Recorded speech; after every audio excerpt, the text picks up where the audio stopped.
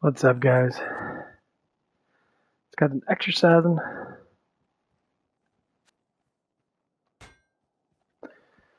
Time to rock it out again. I do some exercising, but a little tired, but I'll make it through.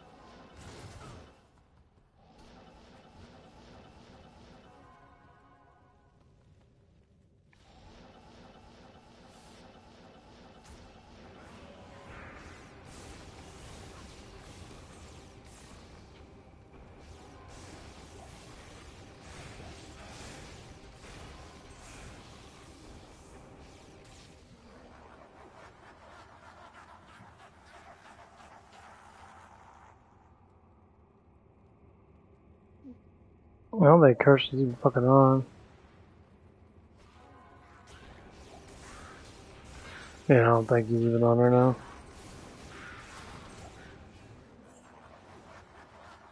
Thundermaw.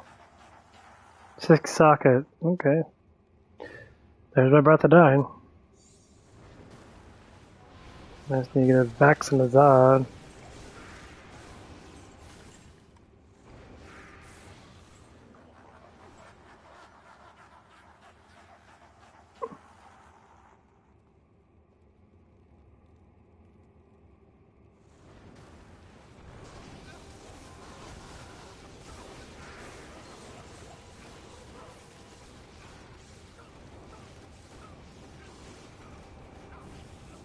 Dude, Hydra's ridiculous.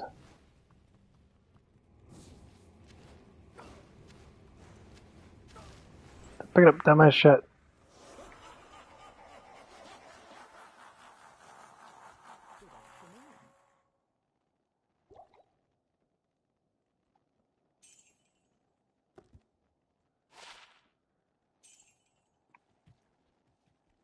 Yeah, I need to be self-standing because I can't just rely on my merc. I really don't want to have my merc on me. I need to get Sojas. I have to get some Sojas. I guess I could just like switch.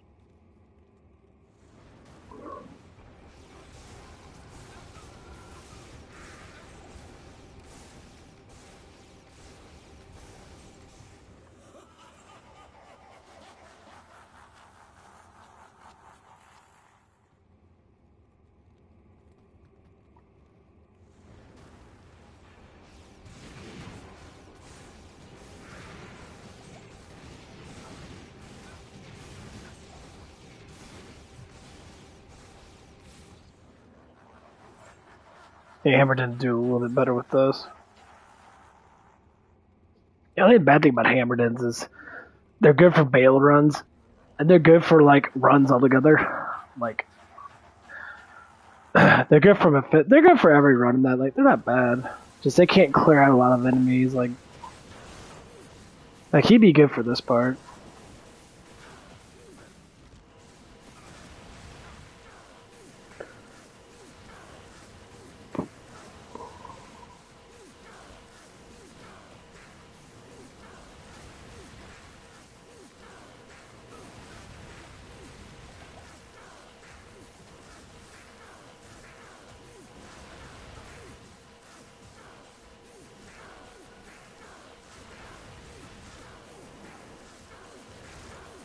Yeah, because he has resistance to my magic damage, which is fucking stupid. Yeah.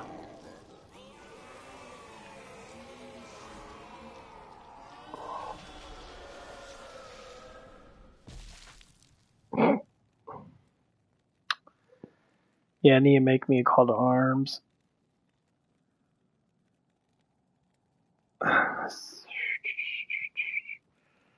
don't know if I found anything fucking good.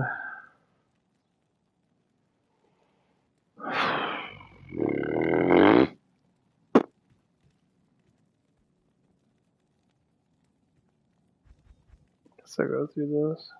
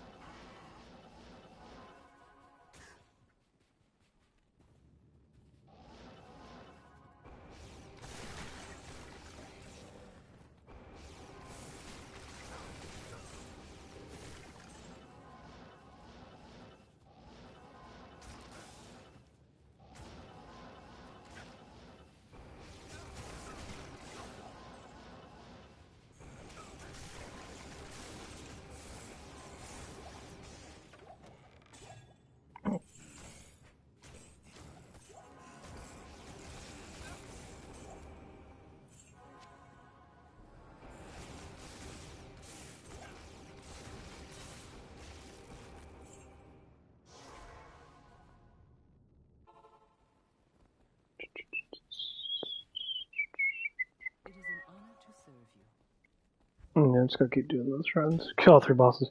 Can't believe I'm not finding much with having over like 200 magic find. I thought my Necro were pretty good when I powered him up in that, but yeah, he's not that good. Necro kind of sucks. Yeah, so many Necros not as good as I thought he was gonna be. Like we went teleport and then he with all those skills on him. Like he just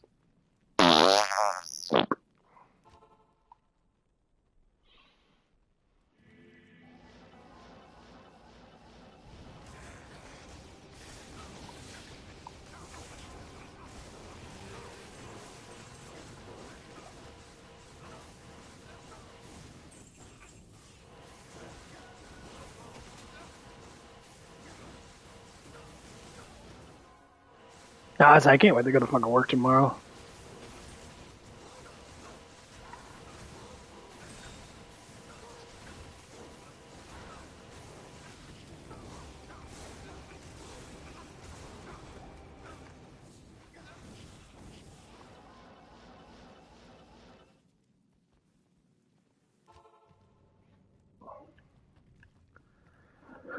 I need to find my damn Zacharin shield.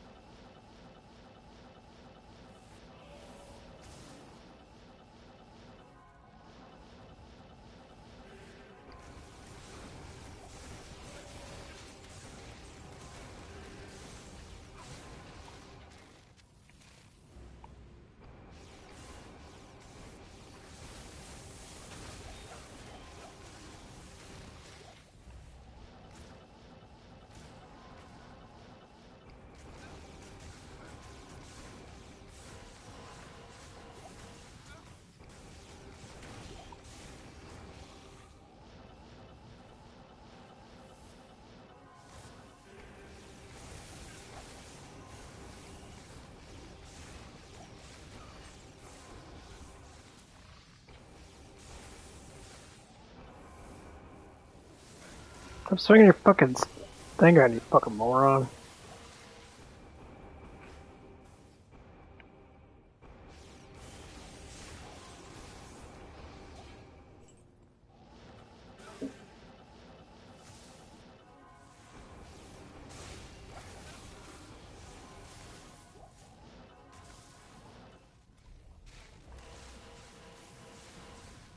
Mark, don't do it!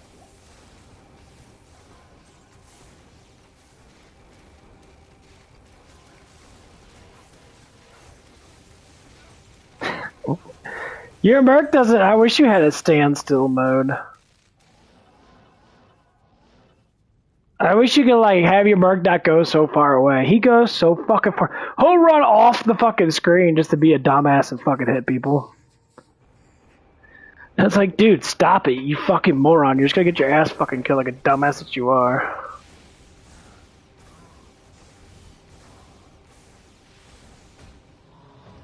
Fucking idiot.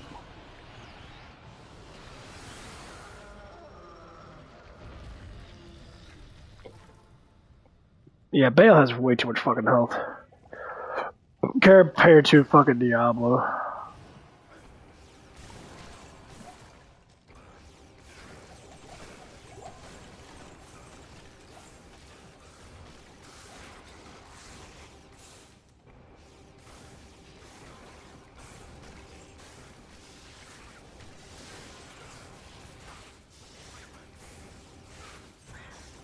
Fucking hit me that bullshit, dumbass snake bitch.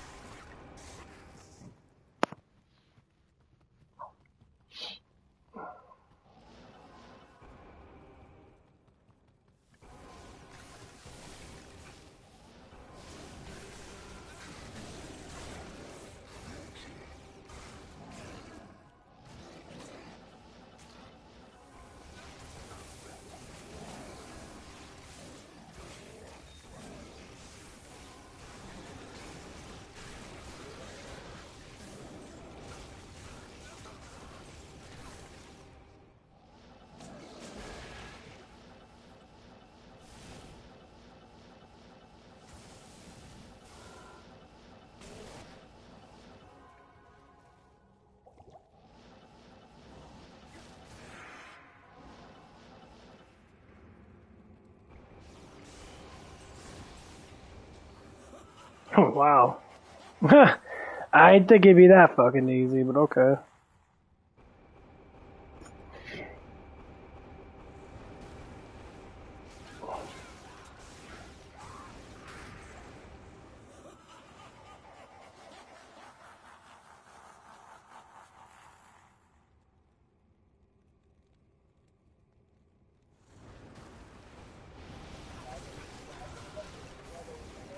Donald Trump going down to East Palestine, Ohio, and dropping off a ton of water and hamburgers a mile high. Go ahead and fact check that.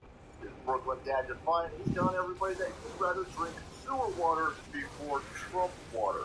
Wish it was more, because you're a recovering crack addict. I think that crack has fried you right.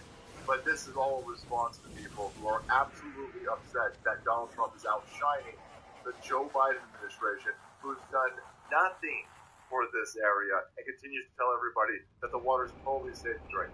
Yeah, this water over here.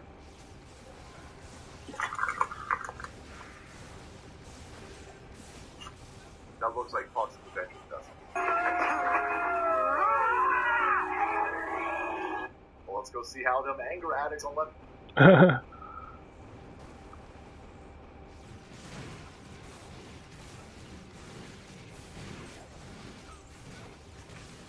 Ah, you fucktard.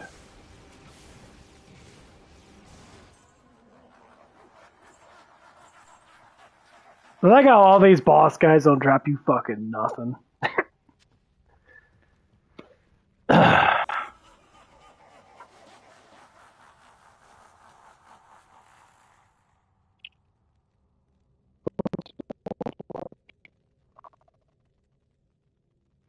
Candyland?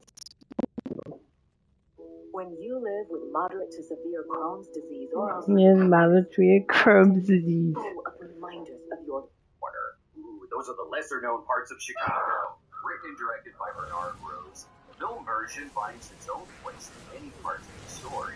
Aside from moving from Liverpool to Chicago, the director envisioned more of a ravine into a Poe story as a film narrates a love story, while in Barker's story, Candyman is described as a white guy with a red beard. Well, that would have been a very different movie. Of course, whether it's a movie or a story, both stray very far from Candyman Killer's world. All you need to know, though, is not to say his name. Jesus Christ, dude. A shop owner will come out of your mirror and see. Sure, I could tell you everything about the now, but let's let the movie do that. Look, he used to be a horse. And the internet has assured me this film will be total propaganda. The opening shots clearly point to this being The Fugitive. Right away, with an instantly memorable score by Philip Glass, who didn't like Oh my god, Demon Boo! but the soundtrack left such a mark that in 2015 a limited edition of the soundtrack was released. So many familiar faces in the movie, like Vanessa Williams and that Dijon guy. plus a familiar voice as well. Stop picking up that goddamn grand. Stop picking up the fucking wand, bitch. Oh, that's just my voice in the morning.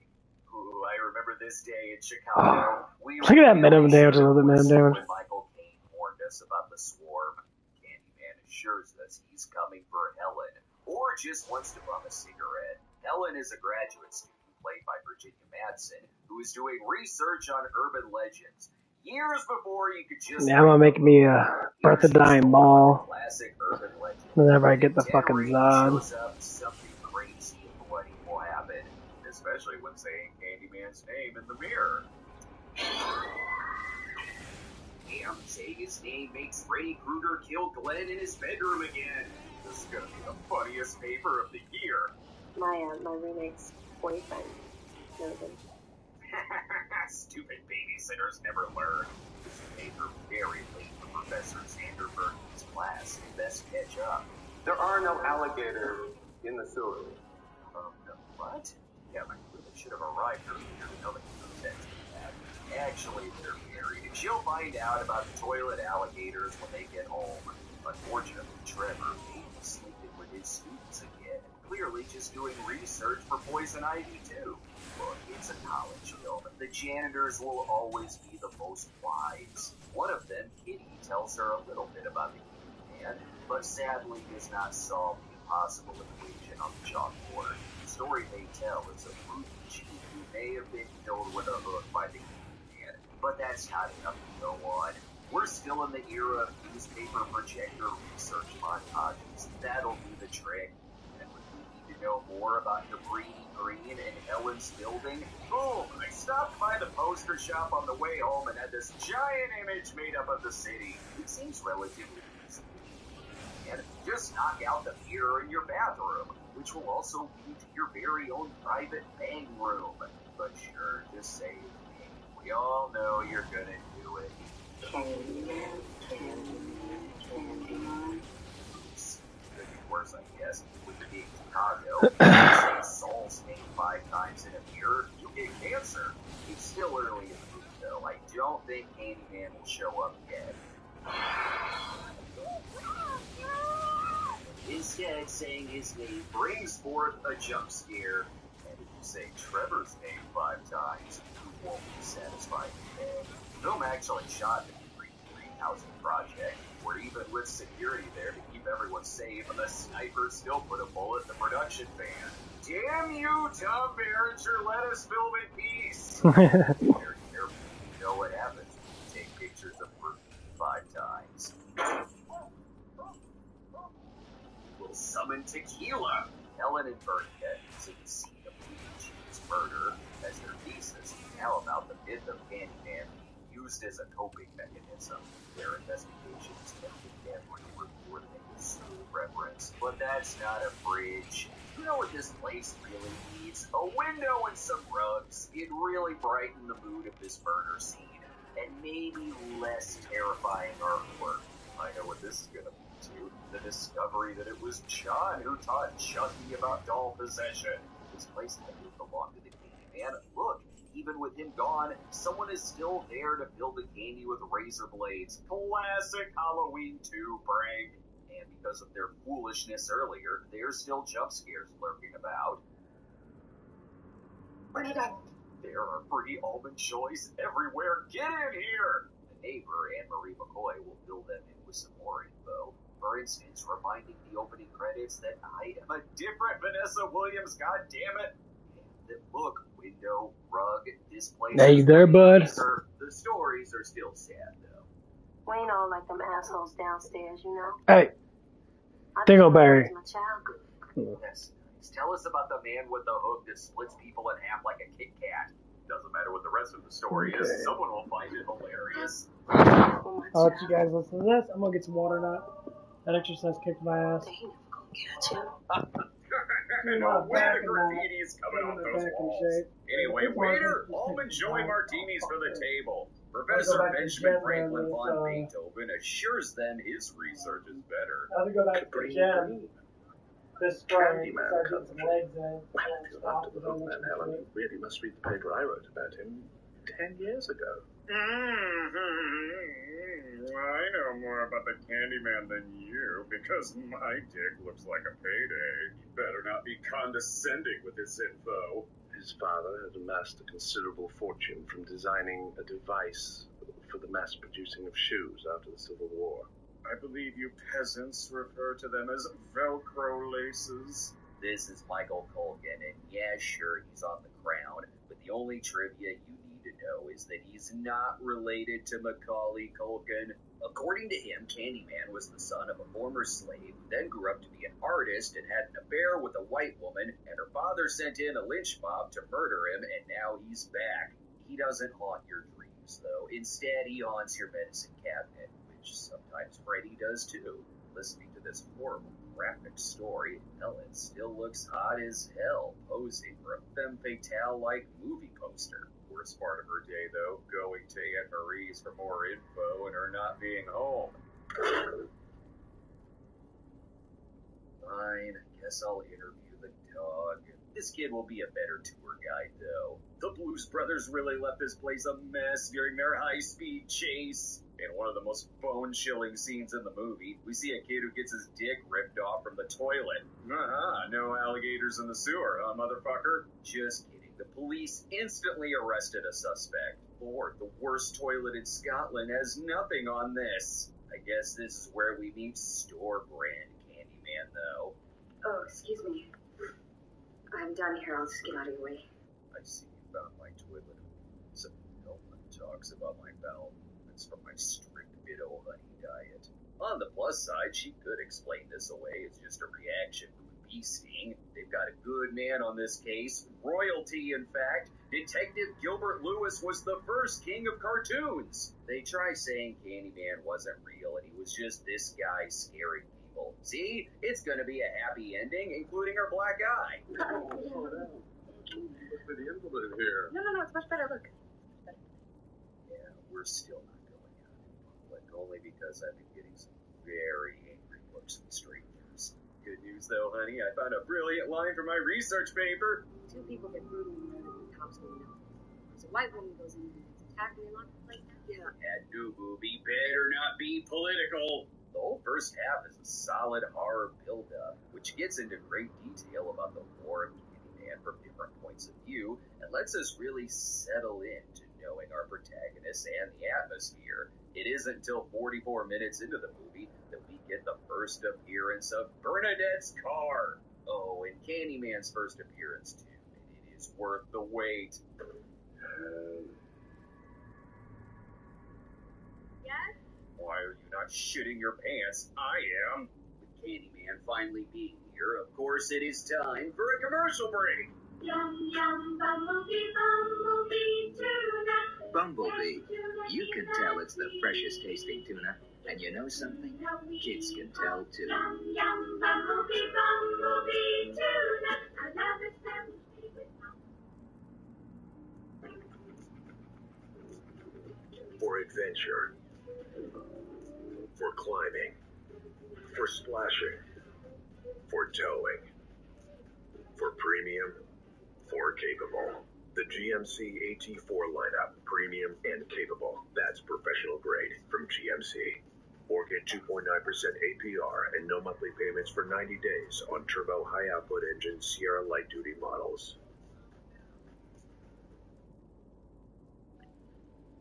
Okay, so my dad is getting out of prison after 17 years, and today's the day.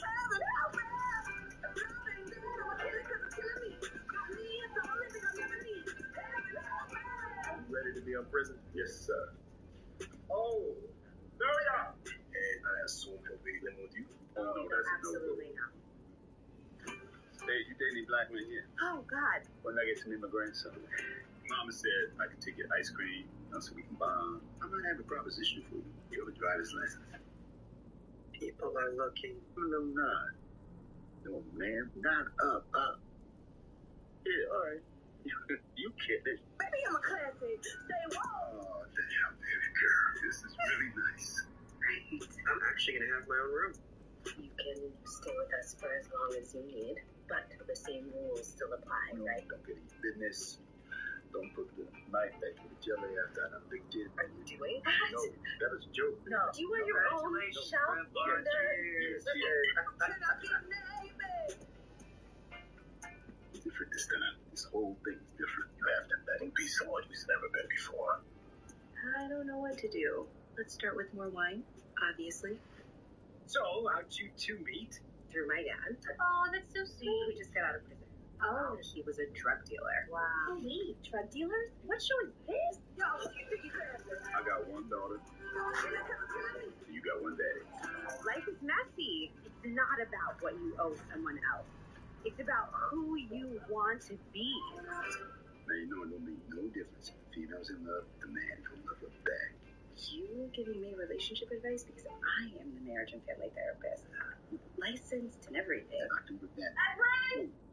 God, bam. You're okay. Okay. I was always there for you. Yeah, if by always you mean this call is from a federal prison. You will not be charged for this call. Yeah, you nailed it. You are lucky I didn't press them.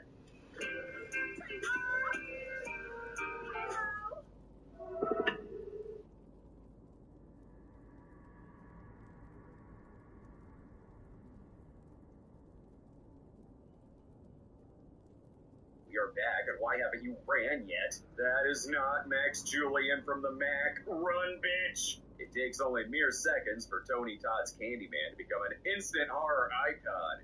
Shockingly, he wasn't their first choice, as producers originally wanted Eddie Murphy, whose price tag was too high. Too bad he didn't inject the ladies with venom, though, in Vampire in Brooklyn. Back to the love story, though, where he's got to screw with her first. Can't really show a lot here, but all you really need to know is there won't be any more Tequila and Benetti references. Oh, and the baby is missing or something. Police, coming up! Hold it right there! Easily explainable. Being arrested is hard, but look, Rusty Schwimmer is there to offer her a Chase and His Dead 2-for-1 burger sale. Prison ain't so I'm bad. back, guys. Sorry about No that. idea how Helen is going to get out of this one instead of those urban legend classes. These class instead. After trying to call 100 other people first, she gives up and gives Trevor a call. Trevor, are you there? Pick up. Trevor, prison may suck, but it's the best looking toilet scene yet in the movie. Thank God they created another Xander Berkeley in the lab, and he helps her avoid the press after the well-deserved Oscar nomination for Sideways. She's got a great support system that knows she's innocent. Nobody believes that. And there's far more pressing matters.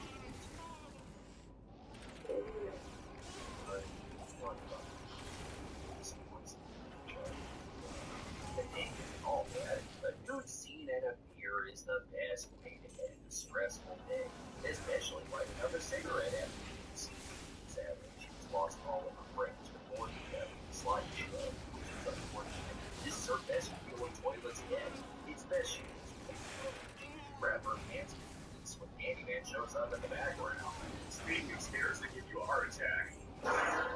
Real reaction, and she didn't know they were going to punch a hook through the mirror. Filmmakers have said that Candyman's a black slasher horror monster, unless you forget the hardware store climax and the Equalizer. Tony Todd, though, is way scarier. You know, a simple rubber lesson. This is playing out way worse than Helen and Bernadette thought it would. Dude, the passive magics. Ooh. That's good.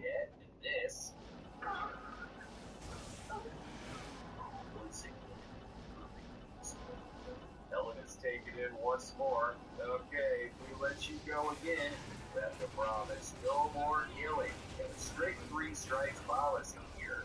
She does have a super place to go Todd to comfort her, however. Just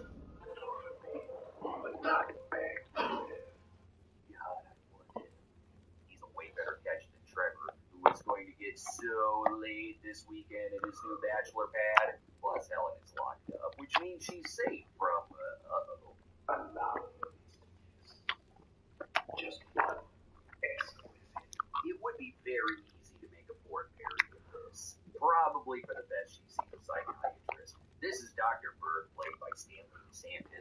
Sure, sir, he is not David or Stephen Hamer. Sure, she's being charged for first-degree murder and Bernadette's death, but the four tops will make a kick-ass song dedicated to her. Only way to prove her innocence, summon the killer. Candyman. Then she will be charged in the death of Butters. Oh, and this guy too. Well, her 3 strikes are up. Candyman again does something awesome. Just like a bee. Escaping is very easy when you are powered by love. Candyman really does love her, because he ain't a cheating bastard.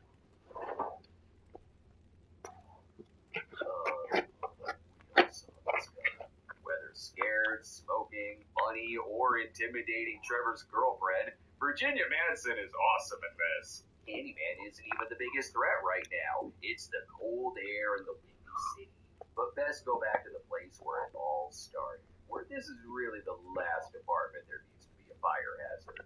It's a relatable movie, which shows that even horror movie killers need a good nap once in a while. You can really see the Dracula influence in scenes like this. Cast members even said that it's thrilling that there's finally a black Dracula, which, hello, lest you forget the more popular king of cartoons. To get their chemistry just right, Madsen and Todd took ballroom dancing lessons for preparation of their romantic chemistry.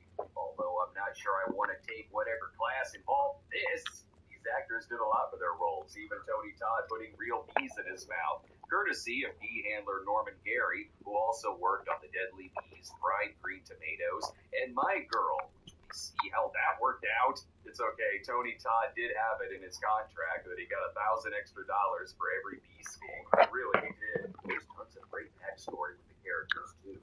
Not only was it always Helen, but in the past she was Sandy Duncan from Roots this whole time. Only she gets her chance to be the hero. She's gonna save the people from the world's most dangerous playground. I see this having a happy ending where everything will be fine. Damn kids! Candyman is assuring her she will be immortal, and they can be together for eternity. She's done the sequels. And as far as horror villains go, fire just makes them more angry. He'll be fine. Anyway, here's your baby. Now, excuse me, I've got a cheating husband to deal with. She at least lets them grieve first, and she requested to be buried in her Midsummer cosplay. Trevor is mainly relieved the people from Cabrini Green are buying him some time, because he's definitely gonna die at the end. Yes, slow motion. Damn it, forgot my damn water.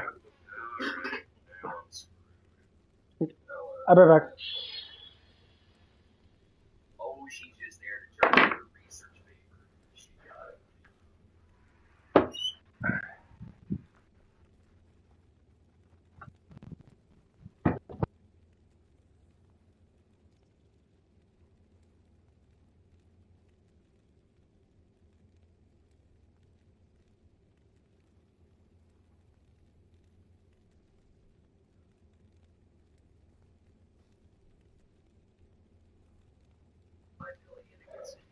Budget, which of course definitely means sequel.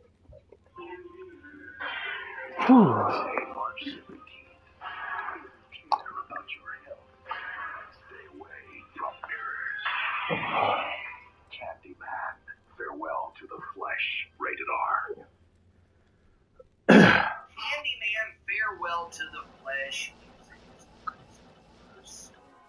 But it wasn't for lack of trying, at least in the pitch phase. The original film's director, Bernard Rose, had plenty of ideas in mind, one of which was having the film be a prequel that shows Helen and Candyman falling in love. Another was to explore other popular myths, but the studio found all of that too risky. Even another idea that it'd be Candyman 2 Midnight Meat Train, which would have been loosely based on the short story from Clive Barker's Books of Blood, again was found too risky. Just shoot something cheap in New Orleans, or wait, even Chicago was written out of the film? Hell, they were even nervous about the original poster, which they thought would have been a bit much. What the fuck's going on with my Fifth Island? And the OJ trial was going on. Instead, we got this poster that looks like a Wasp Woman knockoff, with his script rejected. Bernard Rose was no longer a writer or director on the project, and instead directing duties went to Bill Condon. who only 3 years later would win a screenwriting Oscar for Gods and Monsters and be nominated again in 2002 for writing Chicago. He also directed 2 of those movies that weren't as romantic as Candyman. Clive Barker got a story credit, while screenwriting duties went to Rand Ravage, the creator of the Damian Lewis series Life, plus Mark Kruger, who was a producer on the Teen Wolf series. This one goes in a way different. Do I play Diablo 3? In the first No, one, I do he not play started Diablo out 3 as a right now. horse, and now he's a lion. I used Some things to. don't change. We've got one I returning don't play Diablo 3 character. anymore. Michael Culkin is to this series what Ben Stein is. I don't like to Diablo Son of 3's the Past. leveling up They're system. fill us I in mean, on the information from the first. it's fun to play. Yes, it is fun to play, but the level up system is too much time frame, and the gear system becomes a little too easy to get. So once you get the best gear, you're kind of just like doing nothing. You're just leveling up, and your levels don't mean a lot, honestly. Thanks for the subs, guys.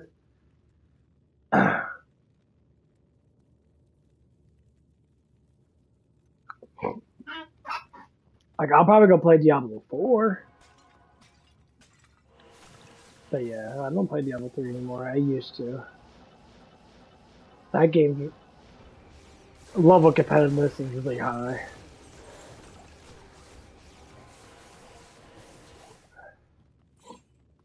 And this game, I think, flows a little bit better. I mean, Diablo 3 is fun to play. If you like RPG-based games, I would suggest you start with Diablo 2 first. Kind of play through it and then get used to it. It's a lot of grinding.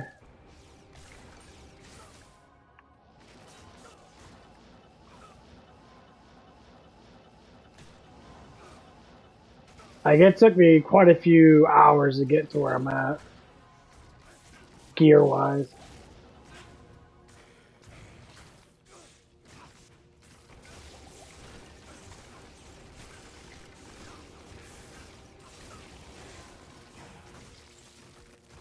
Something that better.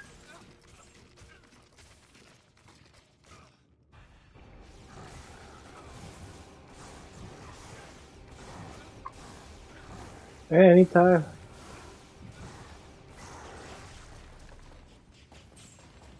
I mean, 3 is a little bit easier to play through, though. I think it is. There you go. Anything in here? There should be treasure chests in here or something.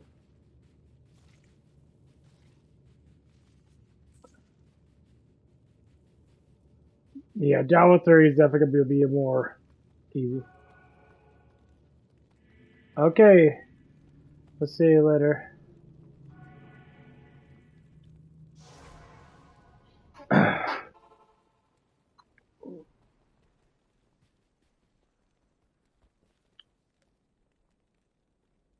Yeah, I saw that. I appreciate it, man. Thank you. Nowadays, it's really hard to get YouTube channels going. The algorithm's a little messed up.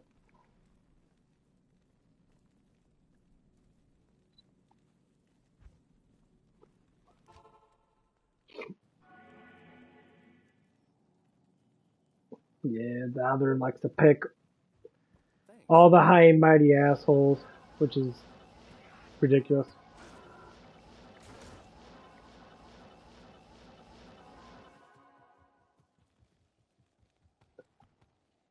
I never asked for a lot. Like, there's some people that have been doing stuff for like 10 years and they finally hit like 100,000. And you got some people that just hit, 100,000 the first like year. It's ridiculous. Like, oh yeah, thanks. It's really stupid.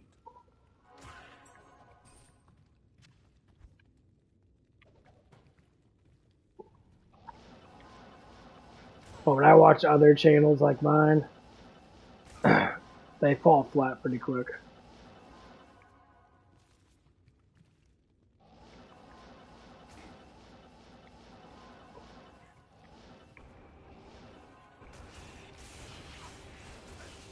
What's up, K-Bridge? No, not depressed, just tired.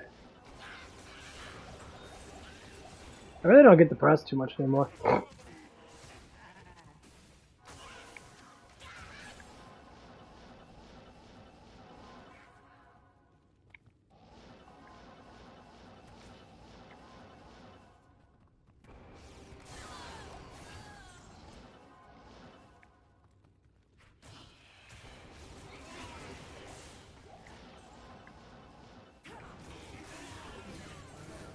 I just get bored.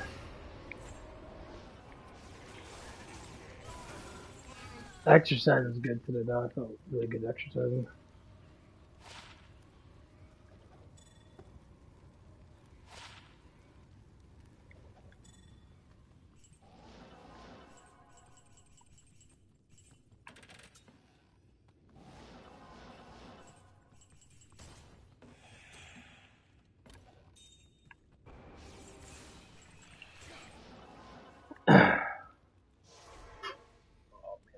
Getting sweaty. I gotta open up my damn window.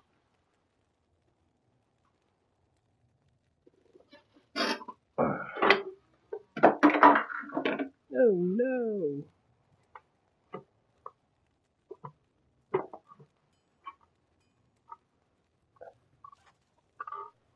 Later on tomorrow, yes.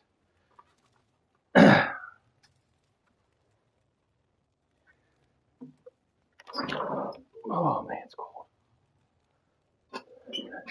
Yeah, I'm working. I'm gonna be working at 5 o'clock.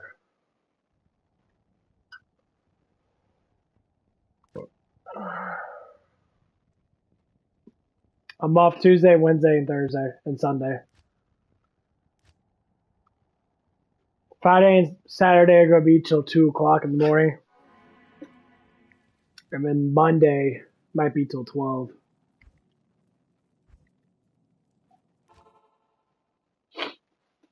Because I gotta play catch up on money and that.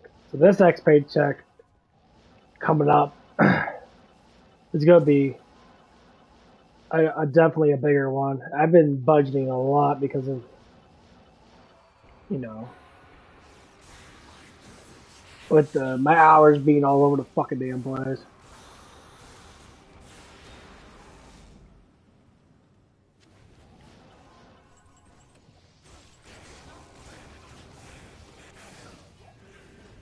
I guess I might just do Mephisto runs. Yeah, because I gotta buy some.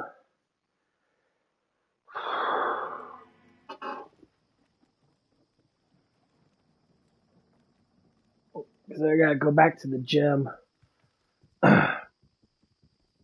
when it gets warmer outside. I get back in there and start doing my routines and shit. Been doing a lot of shit at home and that. But I need to get in the bench working. Stuff like that. It's really hard to do that shit at home. But we'll see.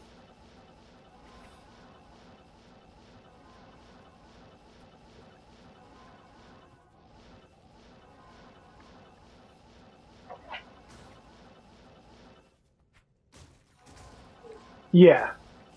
On my days on, yes.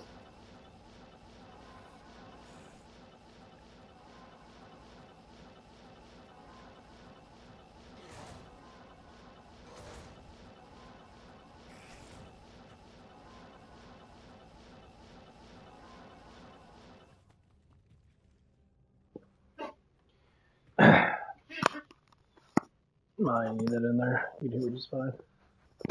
Yeah, on my days, on my 3 days I would do, not how long I work, but if I'm working on these shifts and that, or these hours, yeah, I do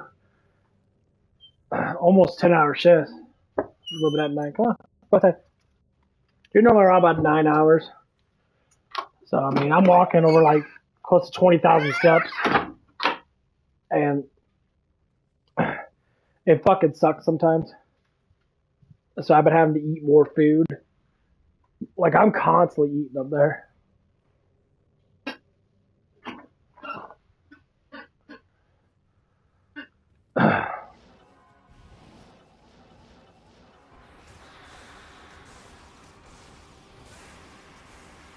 I can see why a lot of people that just lift a lot of weights and get money from just lifting weights can be able to maintain a lot of muscle in that.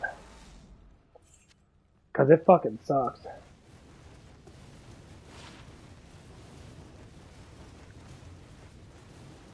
Ruin Master. 3-socketed. I don't know if it can be good or not.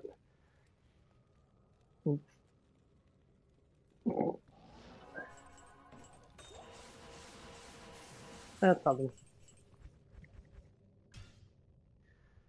Yeah, so I'm trying to focus on how much I need to eat in that, because I'll tell you what, it sucks. Like, I have to wake up a little bit earlier than usual, and I have to eat, like, in the first 30, 40 minutes when I wake up.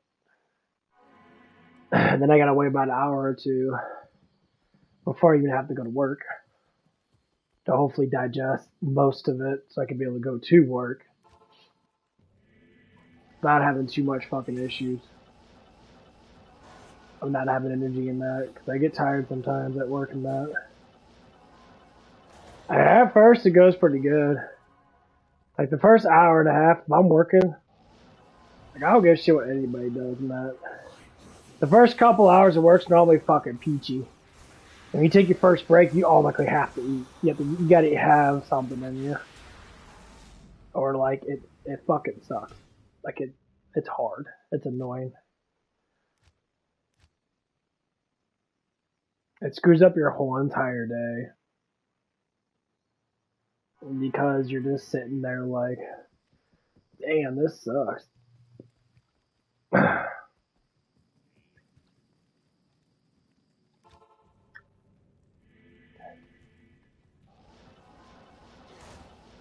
And it does.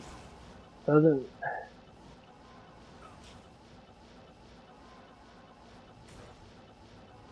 So I like taking G Fuels with me, because having the vitamin B and caffeine, it kind of gives me a little bit more energy when I eat food and that. And the water, I gotta drink a lot of fucking water too.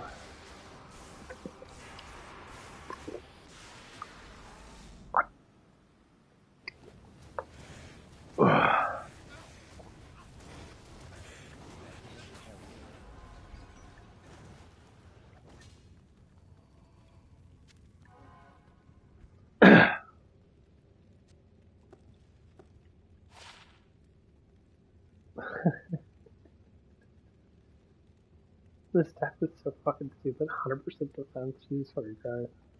So dumb.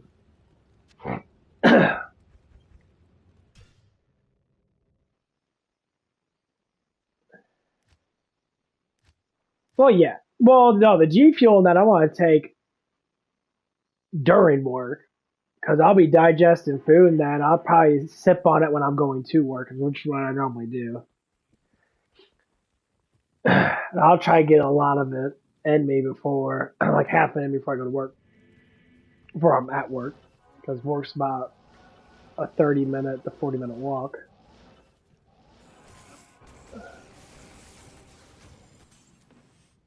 And sometimes it gets a little pain in the ass.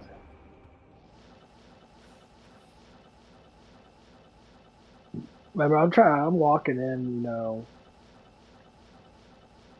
it's not a bad area, and then it's part of the highway and that, so I gotta watch out a little bit for some cars and that. Some cars are but I'm pretty good at doing that shit. I've been doing that stuff for so damn long. That's like a sixth sense type thing.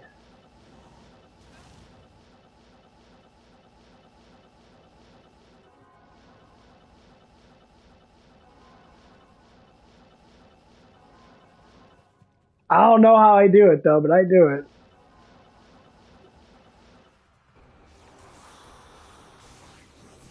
I mean, I'm thinking about I want to get another job and that's a little bit closer, because there's one job that is a little bit closer.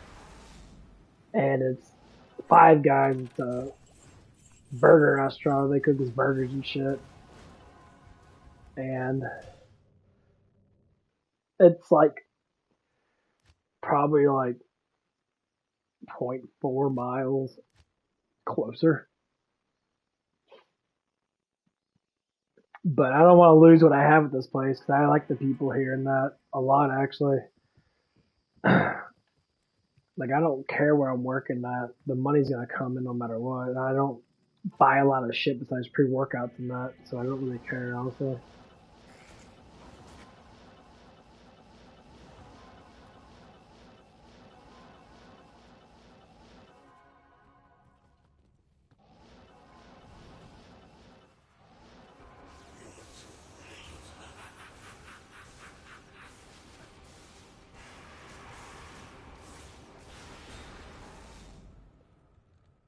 Let's see what the fuck is. Yeah, if I can get a really good gym, the 100-something% on there, that actually would be pretty damn good.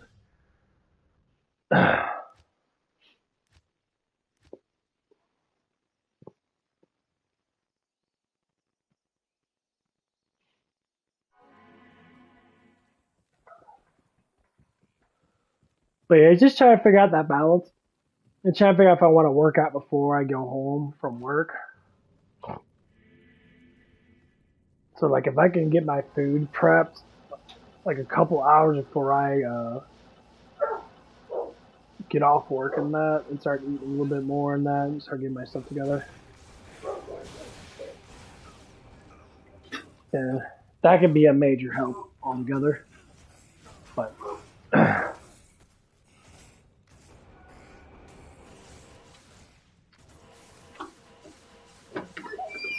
come on, shithead.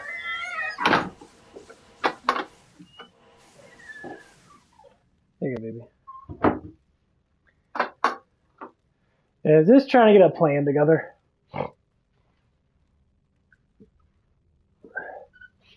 I have to make at least $300 or more to be able to balance out my budget and be able to have money to be able to save. And I'm not going to QT as much to buy a lot of stuff besides little stuff, but then again, I gotta start meal prepping and shit, or at least try to. It's getting a pain in the ass. I want to be a weightlifter and I want to lift weights and that, get my body built up, which I'm doing not bad. I feel like I'm getting thicker in that, but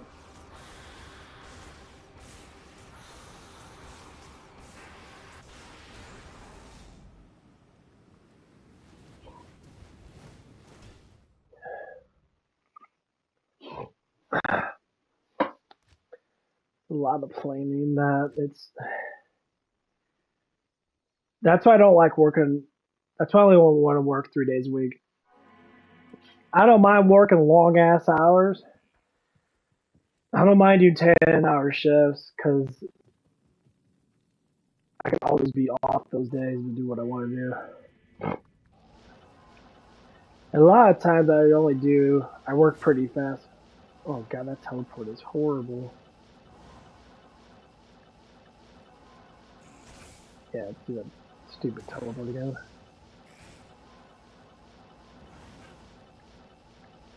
I don't know why it does that teleport so much.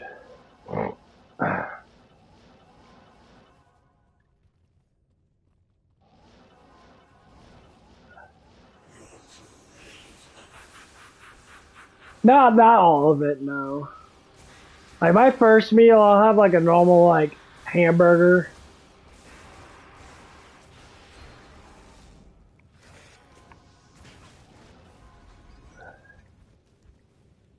Yeah, I'll have like a single hamburger. If I do pay, I pay for my first one, and I eat the second one right before I leave. Cause like I get hungry now. That's why I try to explain to people, and I'm like, dude, when you're walking over like 2.5 miles of pure just walking, not just standing up and moving around, that it takes a lot out of you. Especially when you don't like. That I'm starting to work out my legs a lot more, so I do a lot more squats and that. I just hate my fucking legs and that. My joints are getting affected because my legs are so fucking weak. And I have a lot of muscle in them and that, so I gotta really focus on squatting a lot. I'm gonna try to do like squats and that, try to really hit that shit hard, so at least try to.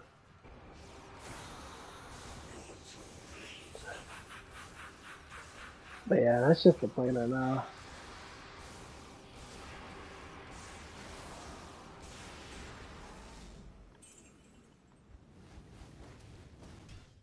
Yeah, because once I get stuff started like that, it's gonna be good.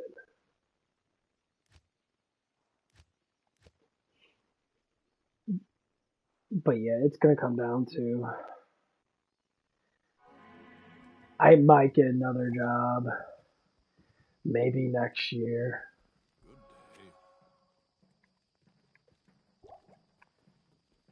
I'm trying to focus on how I can plan things out for myself.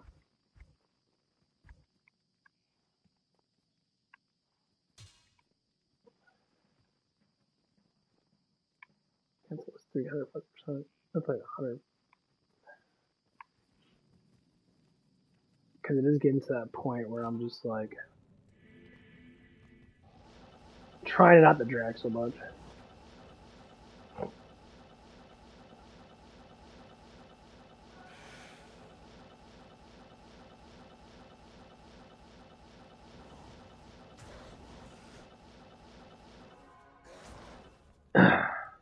Because this year is all about trying to reform myself to do the things I need to do to make myself happy.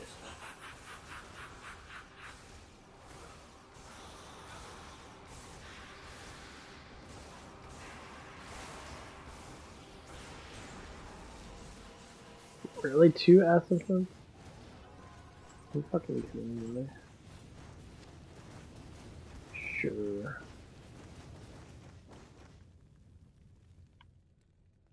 That's gonna be a good breath of dynamo.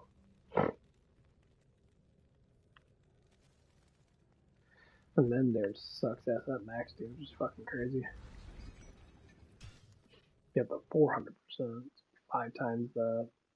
See, 500. Maybe 80 times 5 be 400. Maybe maybe add on to that. It should be like 1100.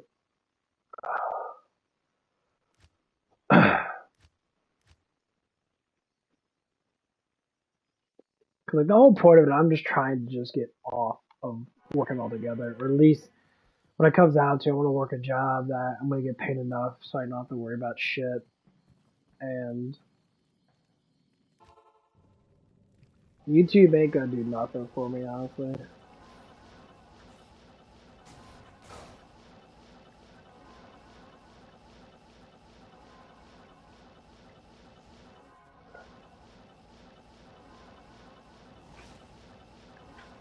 Like I'm not gonna get monetized. I already know that. If I do, I'll be happy to do it, but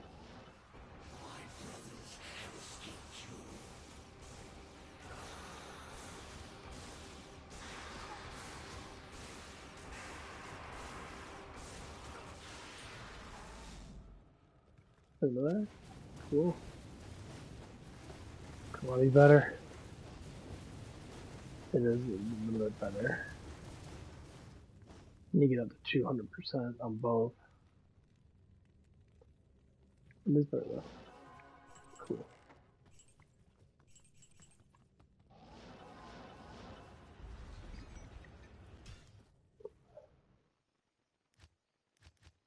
There's a lot of things are processing through my mind. I'm trying to keep myself mentally strong, physically strong in that.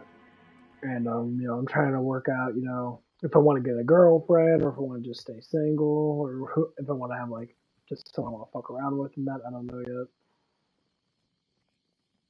Oh, that's a lot better. Holy shit.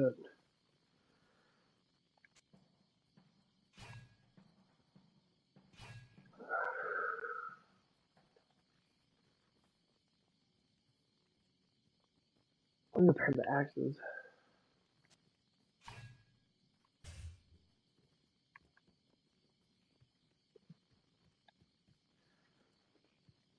That's 25 better,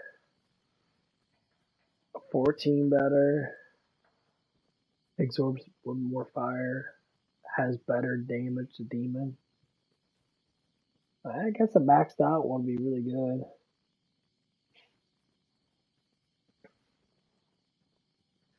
It wouldn't be too bad if I got it up maxed and then put a really good jewel in there, give you like 100%. If I can find one.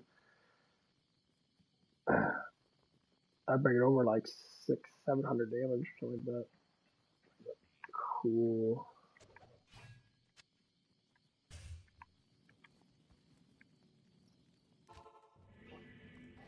Not the best fight, it was really fun though.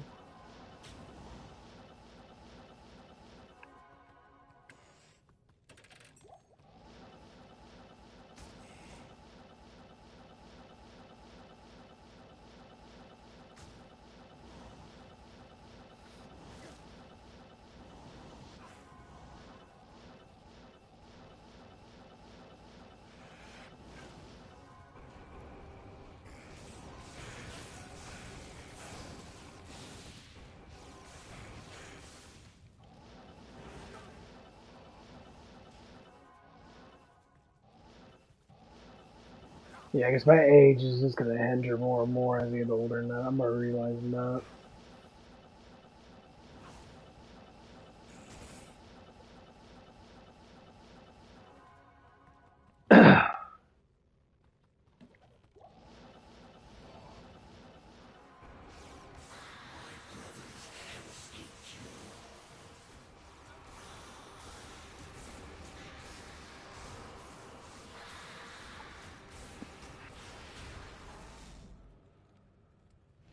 That is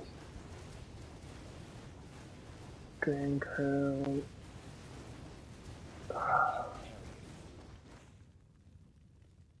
Oh, no. I need to find a Zachary shield though.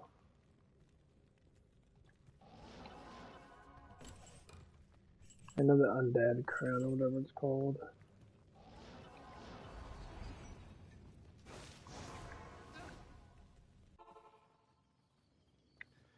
But yeah, if I can get Not in town.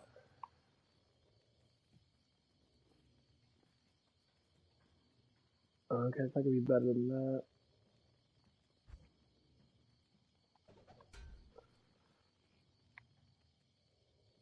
Three, two, it sucks too. Oh.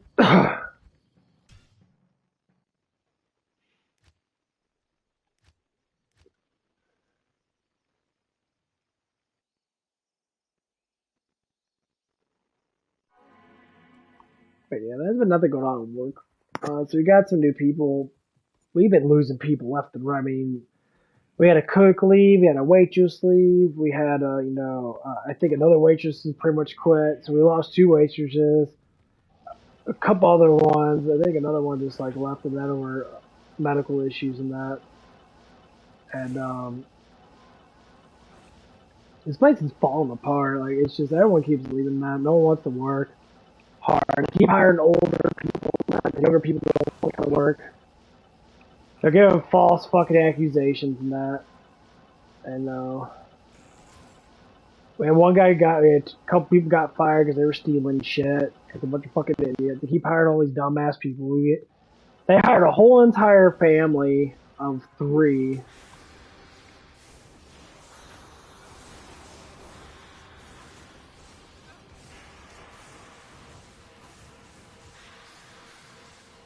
And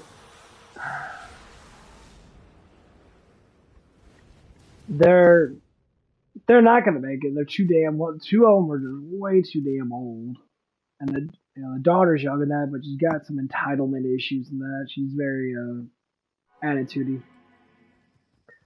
Like it's too much emotional overload in them. It's like so I'm trying not to talk to her at all because I already know how she's gonna react. Because I already tried to talk to her about one thing and she like is kind of like ignorant about it and that. It's like we need to get a venter. We need to get someone that can vent people through. People talk all kinds of fucking stuff. And like, oh, I'm so good now. I'm doing this. Have you ever had any skills before doing this? Well, no. Well, if you don't have any skills before doing this, then why should we hire you? I keep telling everyone you can make good money at this place, which a lot of them do, if you just fucking bunker down and do your damn job. So our morning crew doesn't like doing a lot of side work in that because a lot of them are lazy as fuck. They'll leave like an hour early. They'll get all their money in that from their job for their tips and shit, and they'll just walk out instantly. They do it every damn time. They don't even worry about anything else. Yeah, they just walk the fuck out, and they're just like, "Oh, we're done." That's what they do. Oh, we're done. But I'm just sitting there like, "Are you serious?" I mean, you got an hour left of your work. Well, I'm only getting paid so much per hour. And that's what it is. Wages don't get paid shit per hour, but if you make over $100 in a day, so to speak, you walk home with $100, you're already making more money than me. I already calculated it.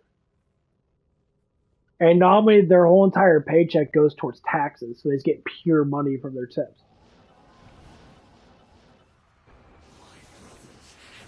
These guys can afford new vehicles and that, and spend thousands of dollars on purses and clothes and shoes and all kinds of shit. It's mostly women that are, working. It's just like if I was making 100 minimum, which is normally what they make during breakfast time and that. I mean, if you work 40 hours a week in that, and say you get paid like $5 an hour, now you're still making like, 40 times 4 is what? It's about $200, right? Minus taxes, you're getting like $150. Actually, more than that. And that's added on. That's how much you get paid per check. It doesn't matter how much your tips are. And try to say it matters how much your tips are in that. I guess it does, but like...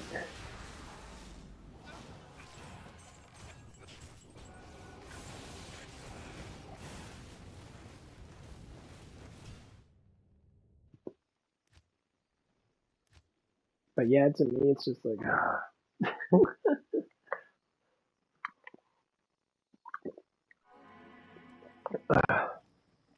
But I know I got a raise. I believe I got $1 raise. I'm 100% sure that I did. I'm gonna get paid a little bit more than I'm supposed to, and I calculated multiple times for my check. If I didn't get a raise, then I just feel like that I feel like I did.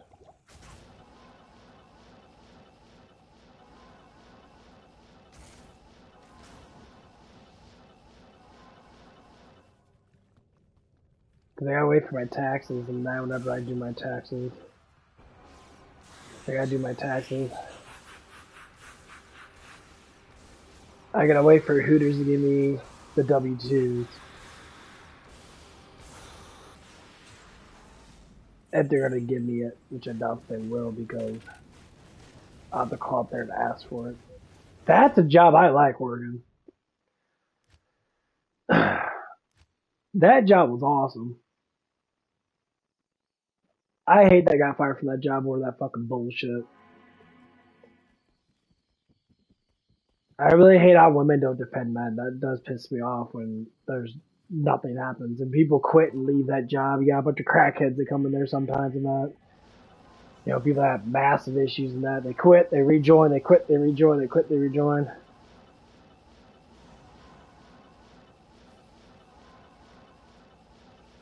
Some people get forced to be fired so they can go on workman's comp and that, because then the company's forced to pay these fucking loser ass bitches that sit there all day and work for 2 or 3 weeks, get a good paycheck and that, and then all of a sudden they get fired on purpose.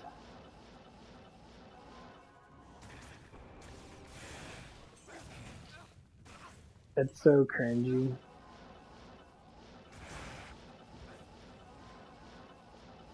People do that shit a lot. One of the guys got fired and that, then like next week our GM hired him back. I'm like, stop hiring people back. He wasn't gonna come in at all. He didn't come in.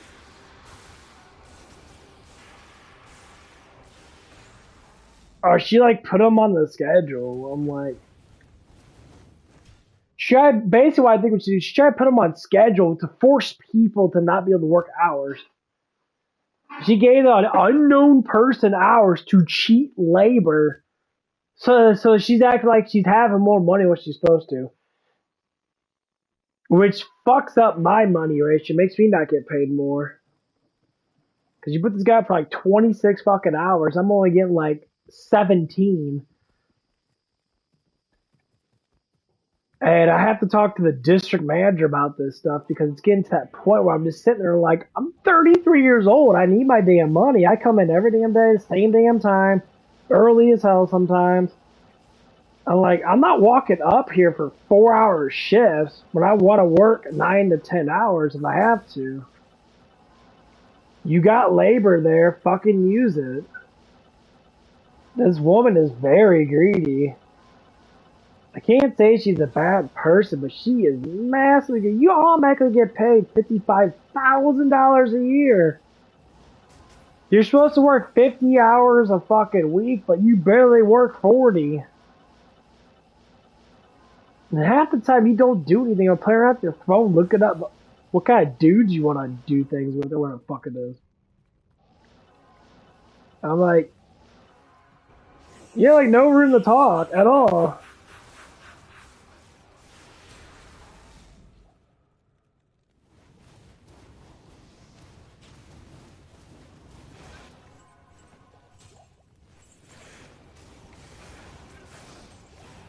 Like, give people their damn money. She's waiting for that bonus. Like, you're already getting paid that much. Her money never changes. She get paid probably almost, it's like 850 to 900 a fucking week. If not more. Actually, no, she gets paid more than that.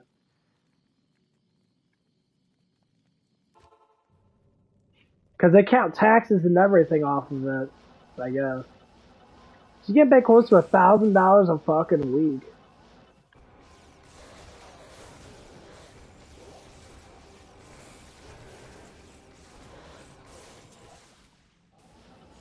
And I'm getting paid barely fucking 300. Your one paycheck equals up to my whole entire fucking paycheck.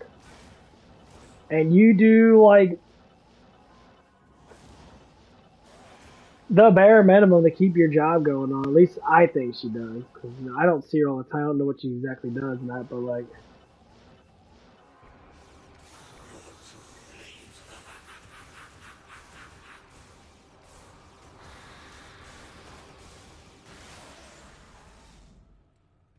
I like being these fucking essence and shit. It like blows my mind. Like, I understand if I was doing like I was before. I was getting 31 hours in beginning of last or end of last year.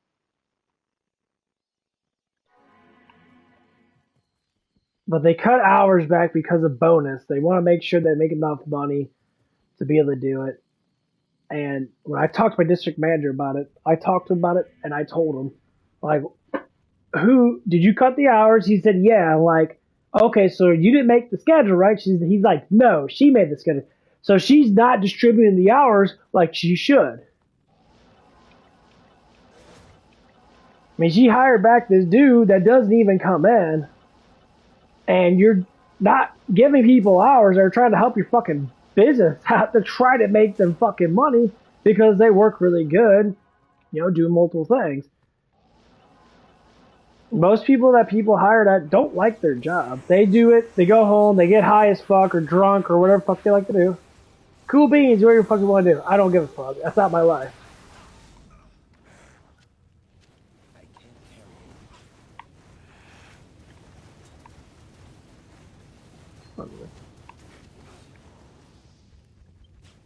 And that's cool in that, but like, they're oversaturated the morning time.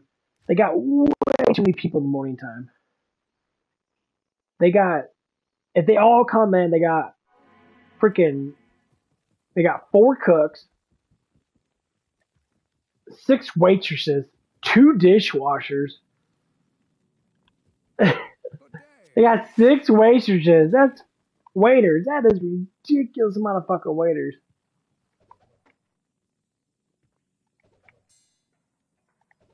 That's just too much. You don't need all the people there. It doesn't do nothing. You're soaking up a bunch of labor you can't give to everybody else. They don't even need all those cooks there. They need 3 cooks at most. And she can prep and shit. Or have one of the dishwashers prep while it's still early on in the day. It's not like you get business right away, which you don't. Because they don't open up till fucking 8 o'clock sometimes. Sometimes. Matter of fact, that people been stealing shit. Oh.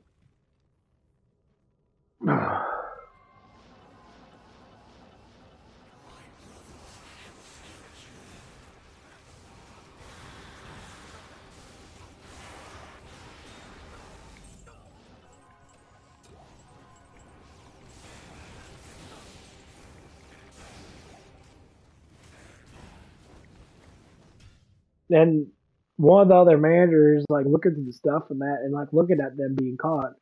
They did it on they did it on this shift that I was at. There was like $120 missing from the drawer.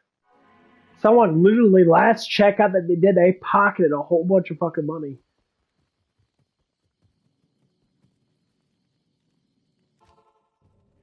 Because they're complaining they're not making enough money in that.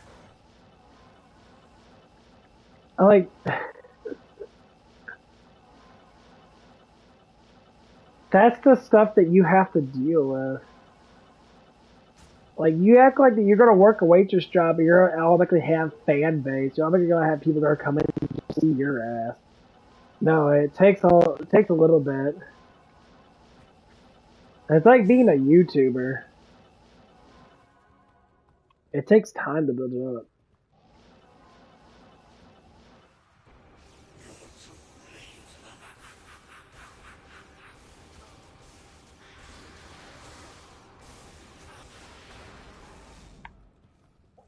Okay, I'm going to my magic find decrease.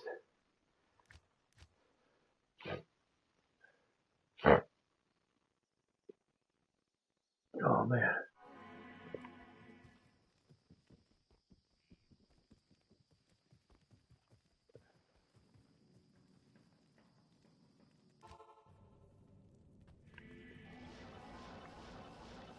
But yeah, shit gets a little cringy in that. And all these people, most of them get hired, like the overnight dishwasher we had, he was like 40 years old. He was like 38 or 39 or something like that. A 39-year-old man does not know what the fuck he's doing.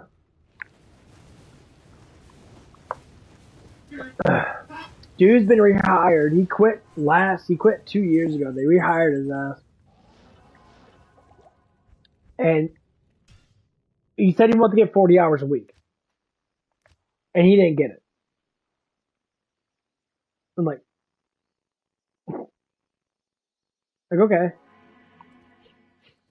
Working, still making money to find another job, smart. I never done it before. I quit a lot of jobs that because of emotional bullshit. That's what I keep telling people. Your emotions are irrelevant. When you're working that, you have to be emotionless. When you start caring about everybody else's crap, or you start like giving in like, oh, your girlfriend's treating you like shit, or your boyfriend's treating you like shit, that's when your job starts to suck. And that's the problem with a lot of people.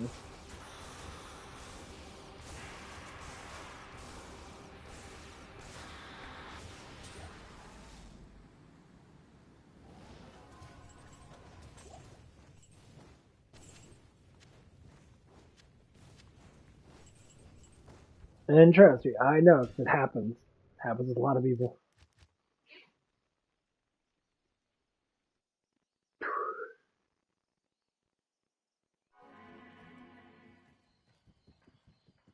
And then people are wondering why they're having massive issues at work and should have massive issues altogether. Yeah.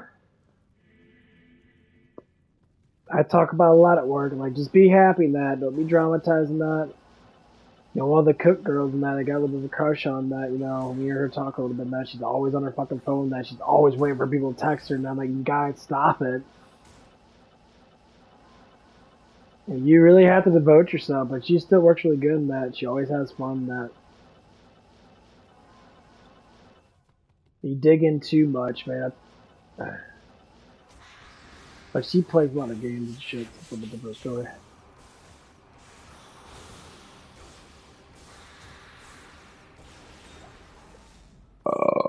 Oh, I felt so good.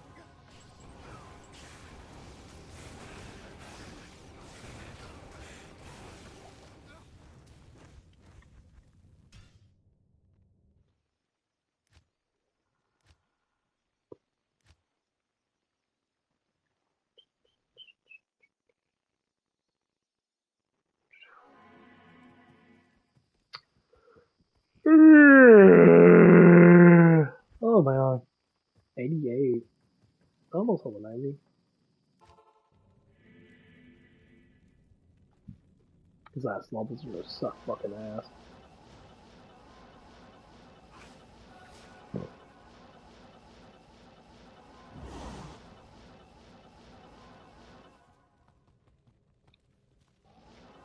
Let me find Zachary and Sheila about a lot. You can give them their after that. Damn, he's lying.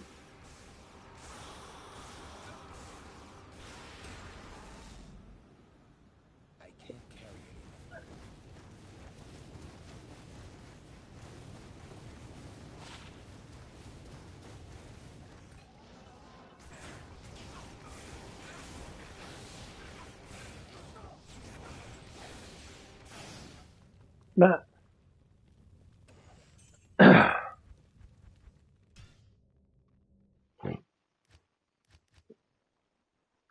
But yeah, this year's gonna be like that. It's gonna be, I mean, that if I don't keep the hours up now, like right now, I'm gonna get, cause I'm probably gonna stay till 2, be 5 to 2, so I'll be 18 hours.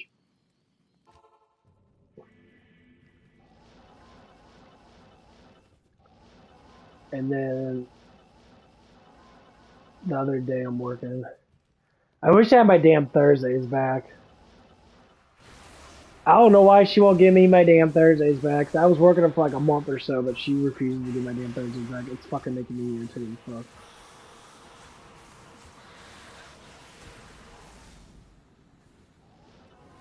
So I used to work Thursdays and that. It would bring me up to like almost 20 something, like 28 hours and that or something like that. It's getting a little fucking irritating, honestly. But that's just what this, you know.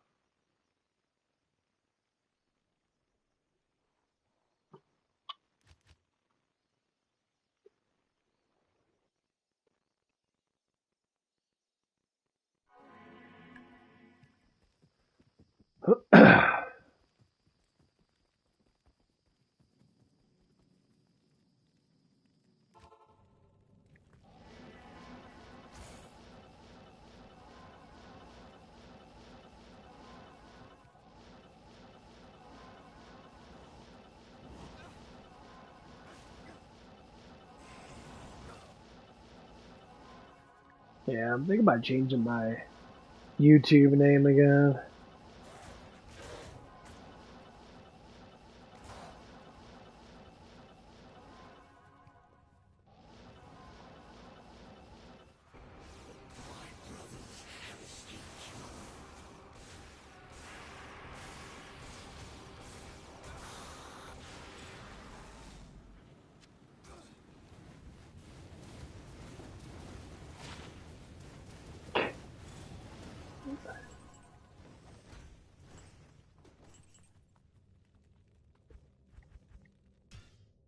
Yeah, I'm thinking about changing my name again. It's still gonna be gamer. I just don't know what to put it to.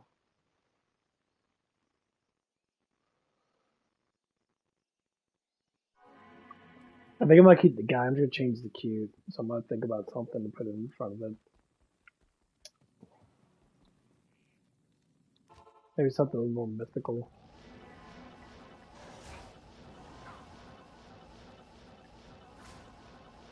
I really need to start doing some cosplay type shit in that. Oh, we'll see.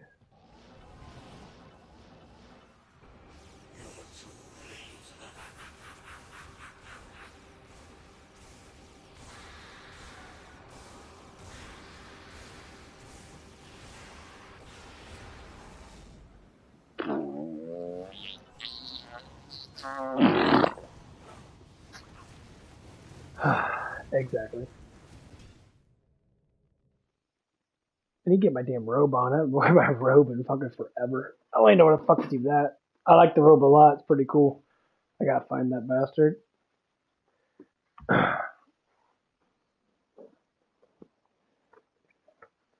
There it is. Yeah, this robe's pretty cool. I bought this a little while ago. I thought it was a leather one, where it was like kind of thick, but it ended up not being like that, which kind of sucks because I was just thinking that it's gonna be a little thicker, like an actual coat. So it ended up being like this. It's pretty cool though. I like the markings at the back. It's like nails for a cross. I'm not gonna have it over my head. It's got to cover up everything. Gotta give me a black shirt on. I'm gonna do that too. Yeah, I think I'm just gonna start wearing this. I like it a lot. I think it looks really cool. So I like the vampire lookish kind of thing. I like this one much. This,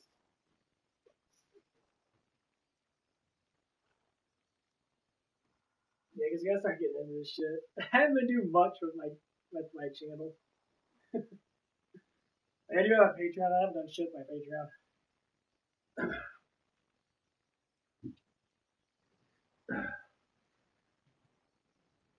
Oh.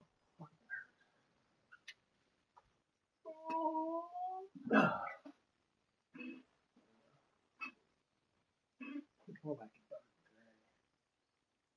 can't hide off too much.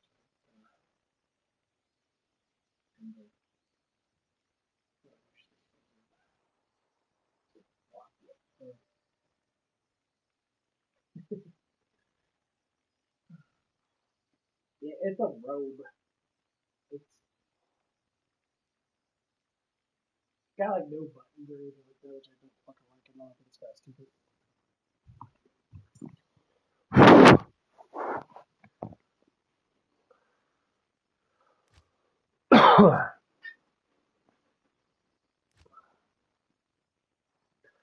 It is pretty warm though. Like a lighter. See if we can get up to 270, that'd be nice.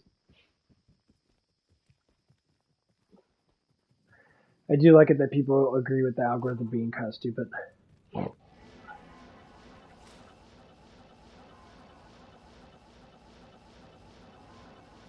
Ah! Teleport's being stupid again.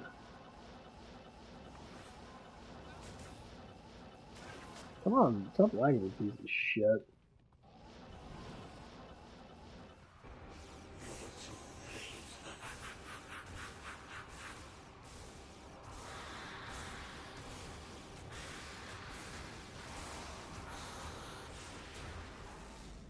Ah, what the Zacharin shield? Come on, give it to me!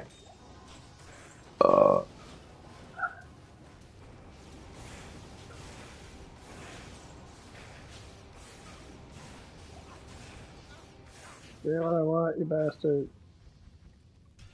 Once I get that, I could be super strong. I could get up my hammer den, but my hammer den can't obliterate people besides cows. Fifth Heavens does a damn good job of walking through Act 4 and just obliterating all Act 4.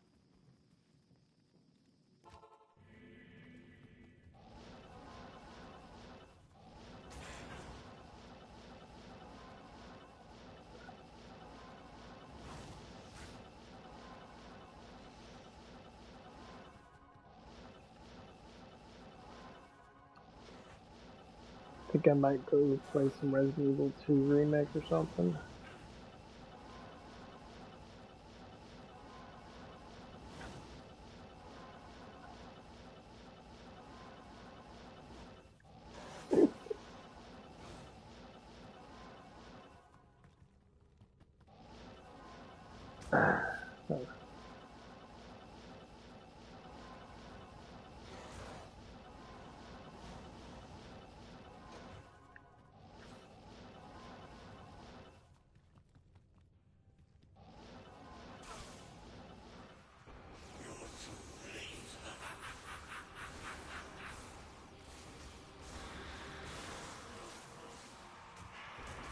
I can't really see his health he's on the fucking screen.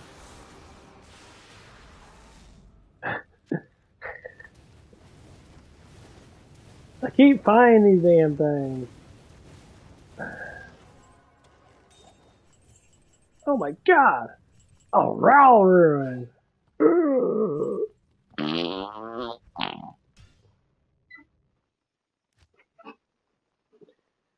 Best thing ever.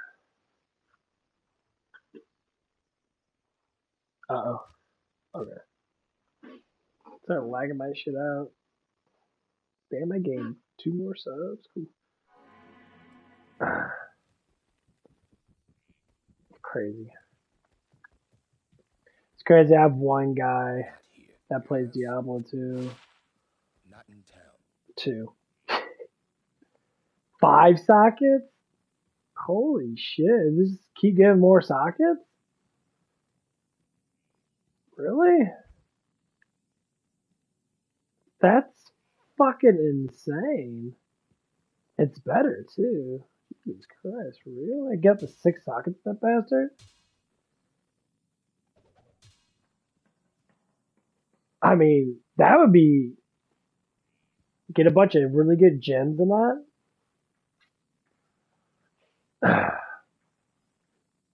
I think it goes up to 300%. We get 300% with 6 sockets in there. Jesus Christ. I take like 150 to 300, I guess. Really close to that. I mean, I don't know what I put in it. Probably put 4...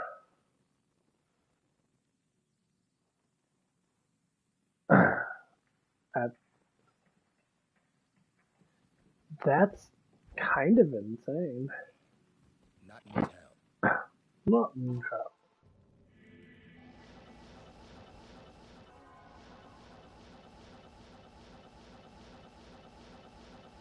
I mean, I don't think you can make a rune word out of legendaries, can you? I don't think you can.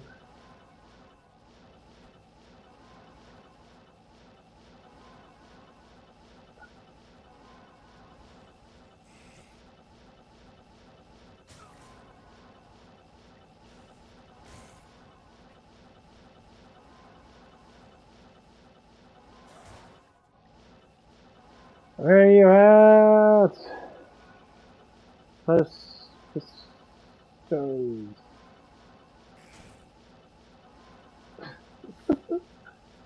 Oh, there you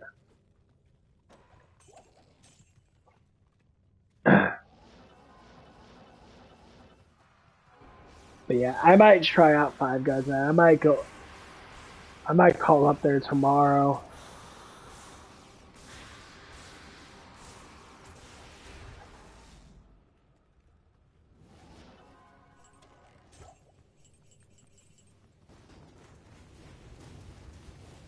If they pay like 15 or 16 bucks an hour, I'm just gonna take. I mean, I don't want to do both jobs though. I mean, I'll have 4 days a week, or at least 3 days a week. I mean, the job hours would be a lot different though. Not here.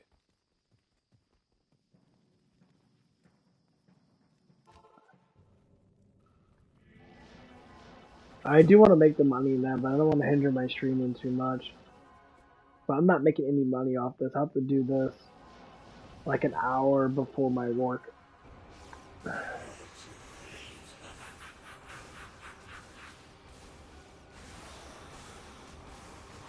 I need to make more money. I can't just sit here and just rely on YouTube dumbass to fucking give me something, because there's a huge chance I probably won't be doing shit with it.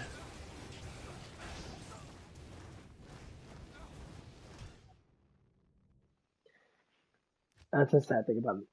Unless I want to make some shorts of me talking about stupid shit. Which I can do that.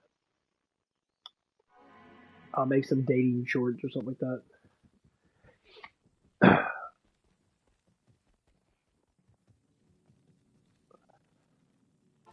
Do like 30-second shorts or something like that.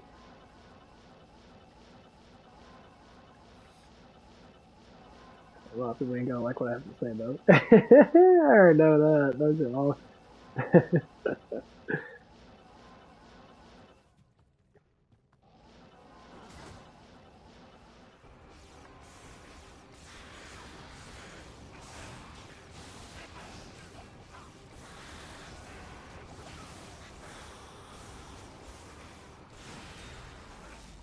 I think that's not what I do. I think that's might what I do. Might, might what I do. Maybe I had a brain aneurysm or something. That's what I might do. Okay. That's what so we got the words fucked up. I'm becoming an idiot. Yeah, I think I'll start making little shorts like that. No more than like a minute, or I think it's like no more than like 2 minutes long or something like that. If you make it too long, and then people are gonna be like attention span like.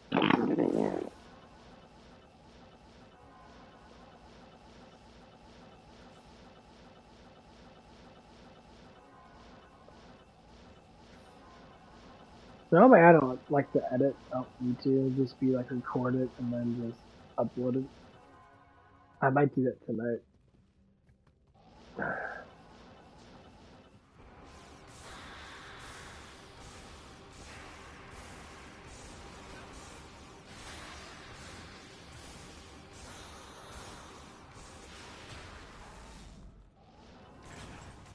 Hey.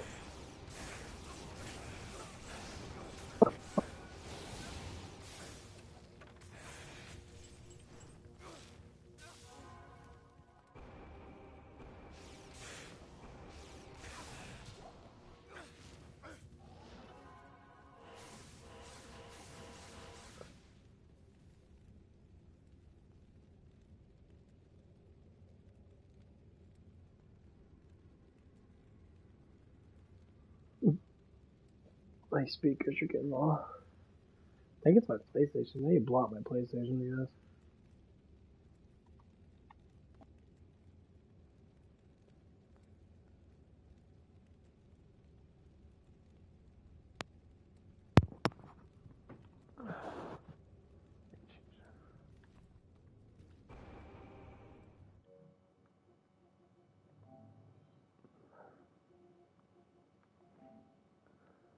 Okay, it's fine. Okay. Yeah, I think it's the Wi-Fi. I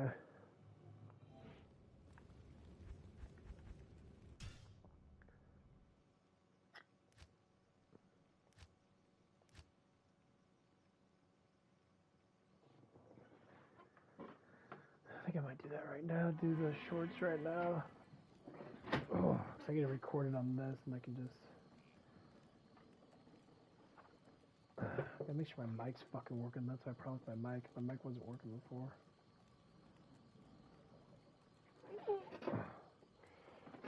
Come on.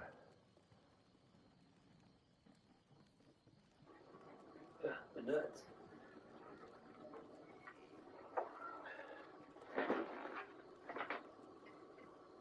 Oh, it's hot.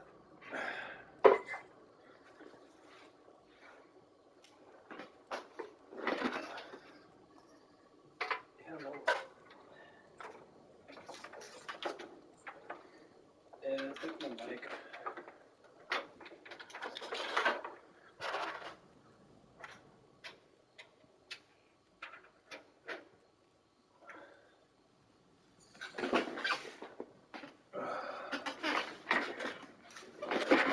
These damn wheels. Move forward, bitch. God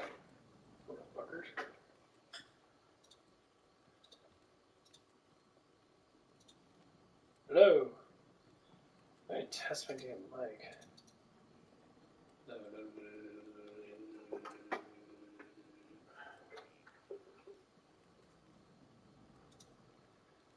You have to go to the fucking damn settings. Bullshit. It's the first settings. God dang it, the Windows Hunter shut. Damn it. Oh, fuck. Where's that? Stay up here. Okay.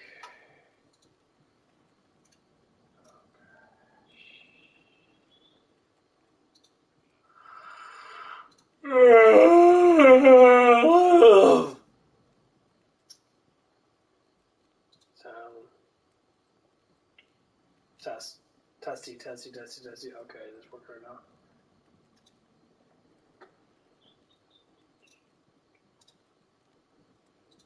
Hello.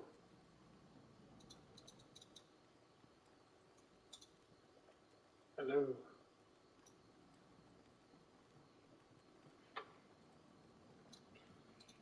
Hello. Hello. Okay, it seems like it's pretty good. Okay. Seems like it's starting to work right now. So we're going to record. Well, shit, or do those too quick.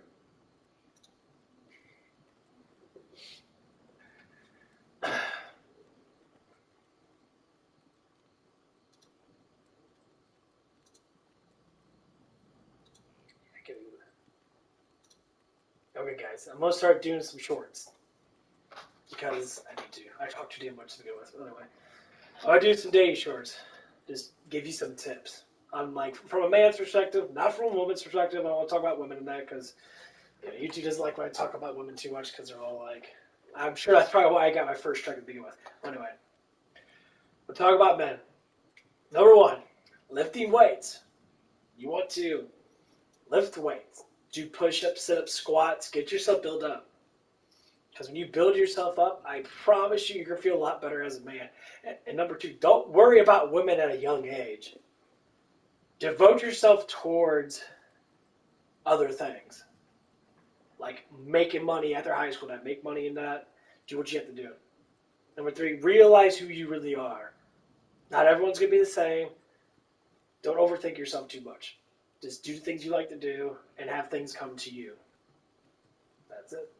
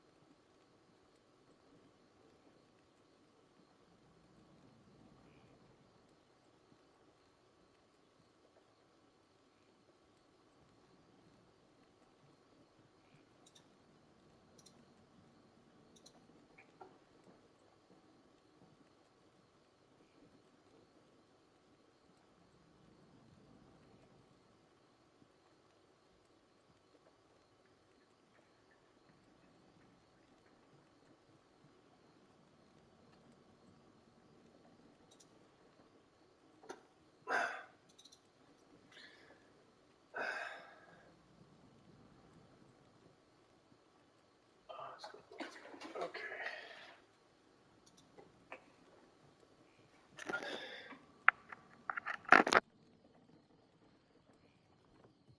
Not in town. Okay, you can hear me now. Okay. I'm gonna upload my videos. Where are you gonna be at? There it is.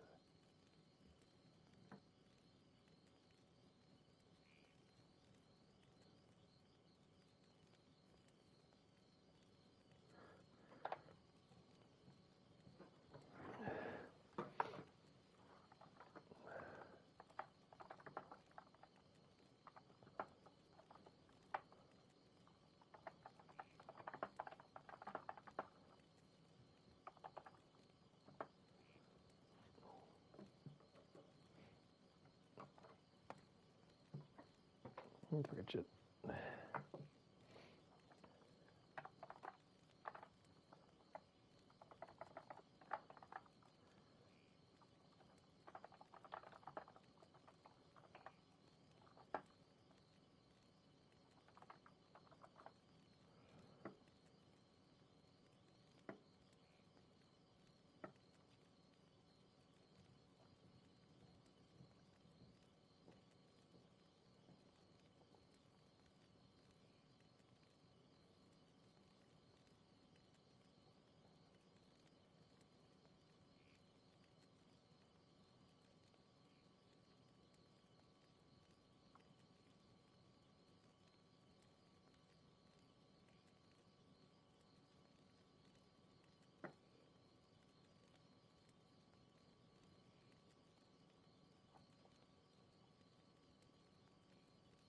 Yeah, these things take so long to process. That's not bad. Okay.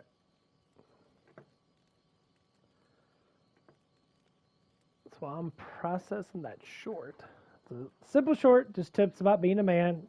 Obviously, yours. See all that. I think it's like a minute long or something like that. But I'm gonna start processing that stuff and start getting that stuff out. Because they promote shorts a little bit more than anything else, so I can at least promote some shorts.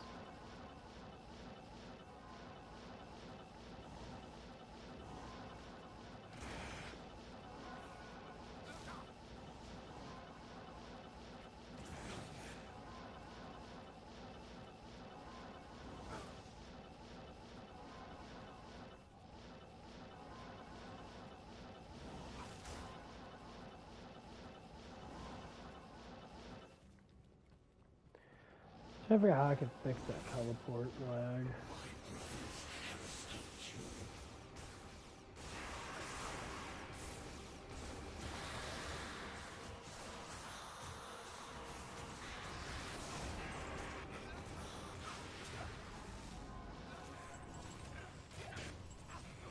So weird.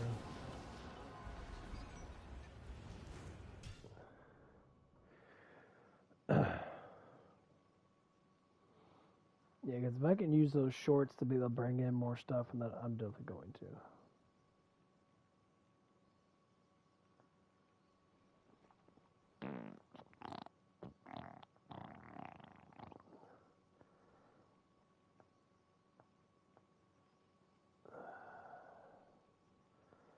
Gotta go through Dr. Wolf for this shit.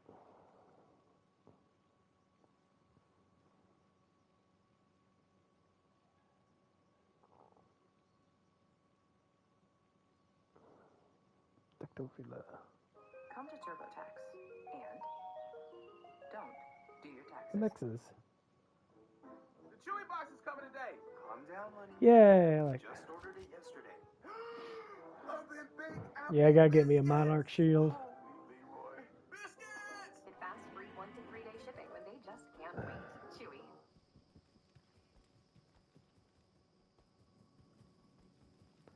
Okay, Monarch shield. Win this 2023 Javel's on. Jeep Gladiator along with $30,000 cash. This Jeep is fully equipped with a 4.5.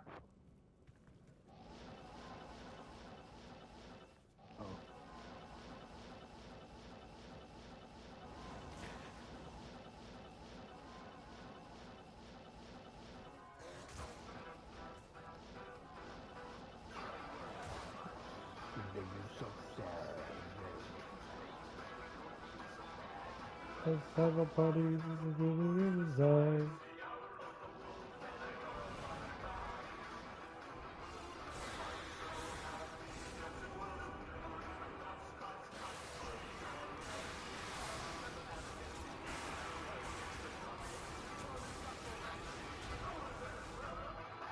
Greetings, I'm your host, Dr. Wolfulin. When I'm not spared from being burned alive by the community out of fear that there's a chance I can start killing people in their dreams, I'm here at the Wolfulair, reviewing movies.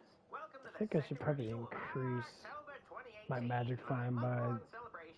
Let's see what happens. It's been a while since I last visited old Fred Krueger, the burned up dream killer with the clawed glove played by Robert Englund. So in this vid, I'll be revisiting Freddy's first appearance, the Wes Craven 1984 classic, A Nightmare on Elm Street. Now, this first Freddy flick not only made a difference for horror, but it also also made a huge difference for those involved with it. Before Nightmare on Elm Street made Wes Craven a horror. Did I get rid of that dagger in the the? guy hit a bit of a career slump making I made-for-TV probably did. movies. I mean, before Freddy, Craven had just come off of the production for his Hills Have Eyes sequel getting canceled. Speaking of which, I kind of still need to review that movie. Oops. Beyond Craven, though, Nightmare on Elm Street is what put its production company / distributor, New Line Cinema, on the map. New Line is often called the house that Freddy built. A shitload of movies probably never happened without Freddy. So if you're like a nerd who loves the Lord of the Rings flicks, then you have a lot to owe to Mr. Krueger, especially that virginity. But let's forget about Freddy's legacy because we're going back to the beginning here. Now, the concept of Nightmare on Elm Street was inspired by true stories of refugees from Southeast Asia who suffered from horrible nightmares and refused to sleep, but eventually died in their sleep mysteriously. The cases, which occurred during the 70s, were dubbed by medical professionals at the time as Asian Death Syndrome. You know, I'm not sure if the victims being Asian had much to do with them dying in their sleep, but okay. Point is, the concept of people having killer nightmares and the idea of the victims not being believed inspired Wes Craven. And the director was further inspired by the song Dreamweaver by Gary Wright. The killer nightmares were personified by a central villain that could control dreams. All right. That's enough background on where the concept came from. Let's get to the actual movie. Now, the movie doesn't bullshit around with a slow build-up. This flick immediately establishes Freddy, its killer, through the construction of his signature weapon and his unique method of stalking his prey in their dreams. Freddy's prime target is Tina, right now. by Freddy's attacks and random goat appearances. Holy shit! Right off the bat, Craven sets Nightmare on Elm Street apart from all the other slasher copycats of its era. It's a little weirder. It's a little more creative. Now, Tina isn't really the focus of the movie. As Tina finds out, everybody in her circle of friends at Springwood High seems to be suffering the same nightmares. God, I want to eat some salads. Accept more forms of payment with PayPal. And let customers pay how they want. One checkout solution, many ways to pay.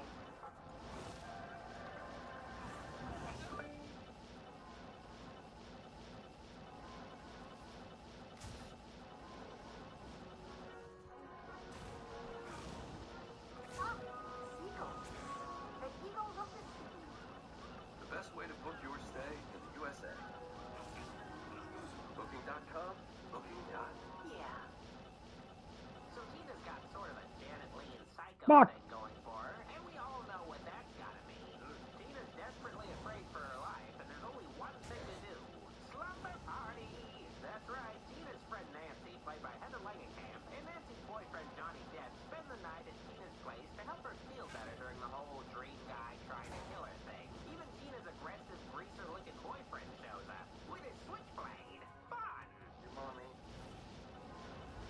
Tina got stuck. After a little bit of ramen, it becomes clear that Rod isn't the only freak with knives in bed with Tina, and she's dispatched by Krueger, and this is only the first 40 minutes. Now, until the Supreme Court finally identifies that ghosts could possibly be murderers, Rod is the only conceivable culprit in Tina's slave. So the guy takes off, and much like O.J., he's on a search for the real killer. The circumstances he's slaying are strange, but Nancy keeps on keeping on, though when her nightmares of Fred Krueger get a little more intense, Nancy starts to take her late friend's fear of nightmares a little more seriously.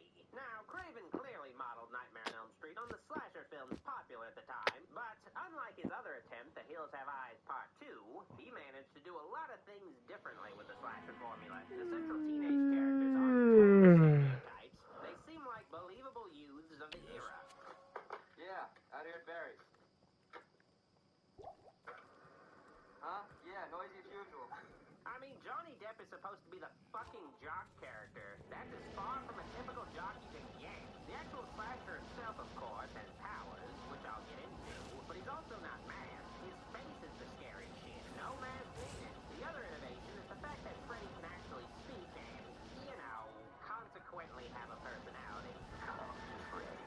Believe it or not, Robert Englund wasn't originally cast to play the Springwood Slasher. David Warner was to play Freddy. They painted makeup him, but like Bela Lugosi dropping out of Frankenstein, they were replaced by Boris Karloff.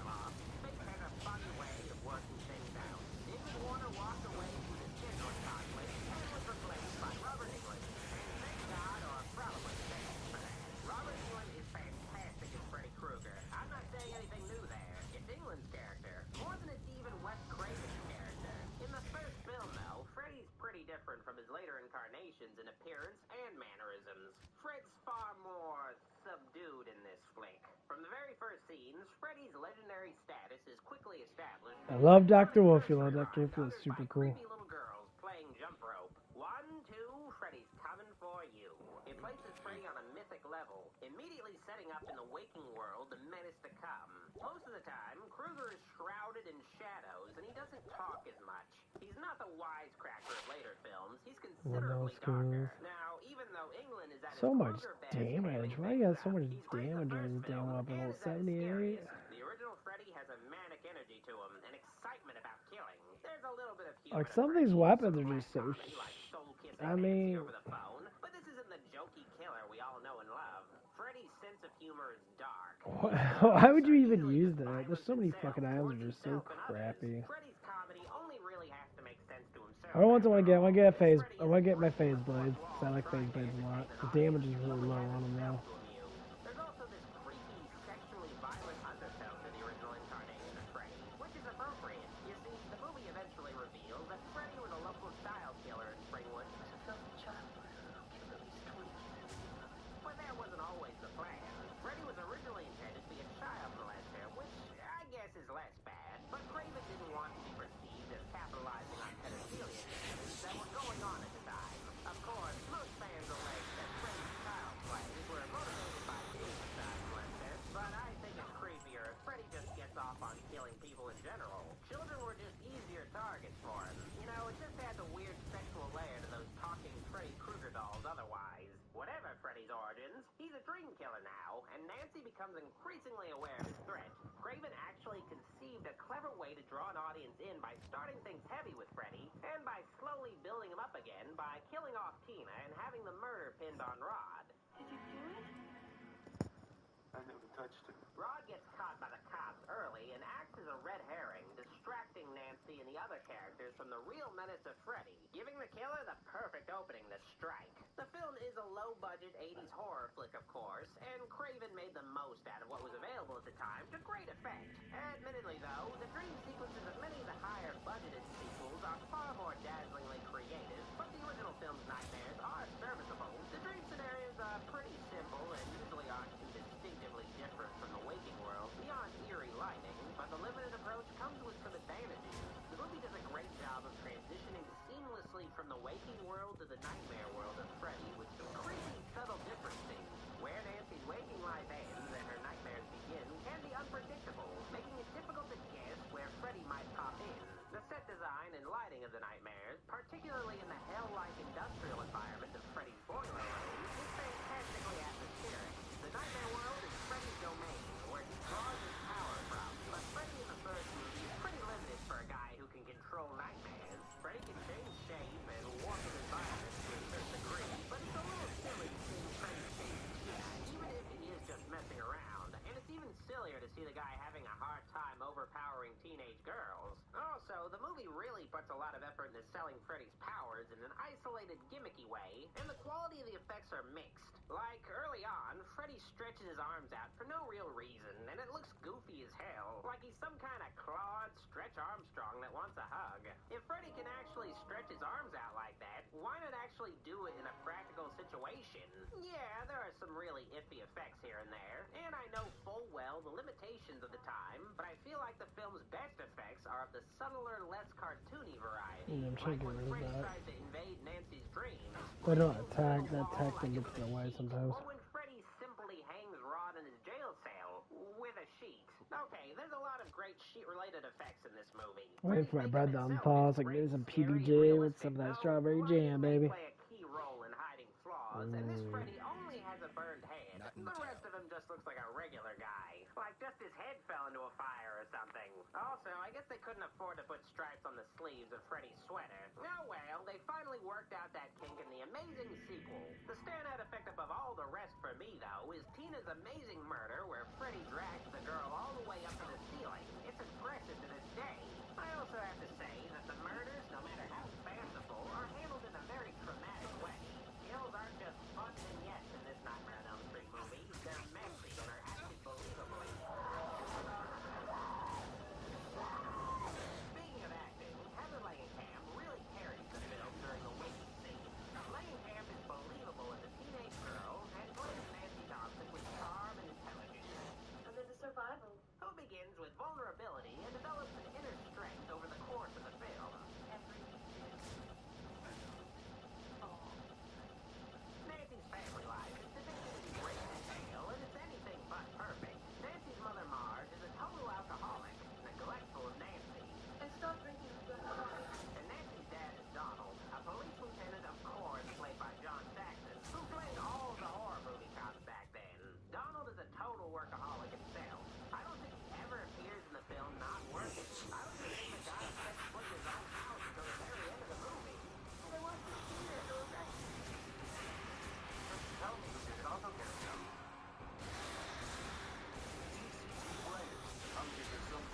TCG?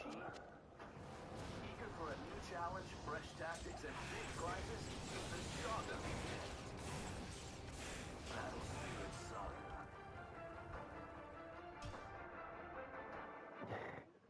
The guy sounds so cheesy. Battle Spirit Saga. That commercial is so funny. No, Didn't believe she was experiencing these killer nightmares, but they also think she's totally losing it and crank up the tension for Nancy when she's not asleep, making just staying awake a greater struggle. The parents of Nightmare on Elm Street tend to be pretty scummy, but for a pretty good reason. It's revealed by Marge that the parents killed Freddy, who was unbeknownst to them stalking the dreams of their children, and the parents live with the secret guilt of their collective killing. Ultimately, these parents aren't just behaving in an antagonistic way. They want the best for their kids. They just don't realize they aren't exactly being helpful in the end. I was just trying to protect you. I didn't see how much you needed to know. The film captures very well the hopeless desperation of not sleeping, the vulnerability of it. Nancy is mentally splitting at the seams throughout the film as Freddy uses her fears and guilt against her. And there's no comfort for Nancy in her home life when her cop dad is no help. And Nancy's mom even seems to try to gaslight the poor girl into believing everything is all right. Fred Krueger can't come after you, Nancy. When Marge finally tries to have Nancy examined as some sort of clinic specializing in sleep disorders, the doc played by that guy who voiced Roger Rabbit alludes to the more philosophical, possibly even magical nature of dreams. What the hell are dreams anyway? Mistress, incredible body of response. Truth is, you still don't know what they are or where they come from. It's interesting because Freddy's origins aren't really explored that heavily. I mean, oh, that's what they can throw back to my dream. dream demon sperm. I had a dream a couple nights ago that I was thinking about that girl from work and that. Nothing bad, just exactly what my mind's thinking. Very vivid dream. Now, if I have a dream about someone, it means I really like them quite a bit. That I actually want you to get closer to them. That's probably how it number one. I am overburdened. Shit.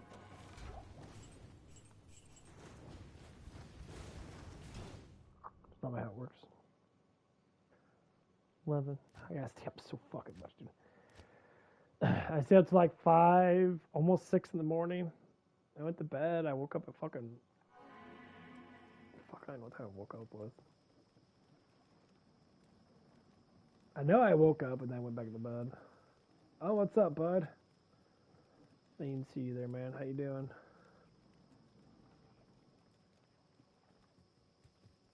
You changed your name?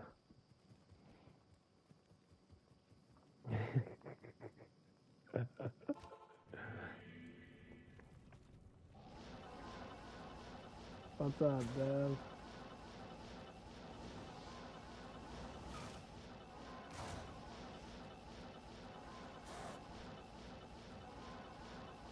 I was waiting. You haven't been coming on that much, man.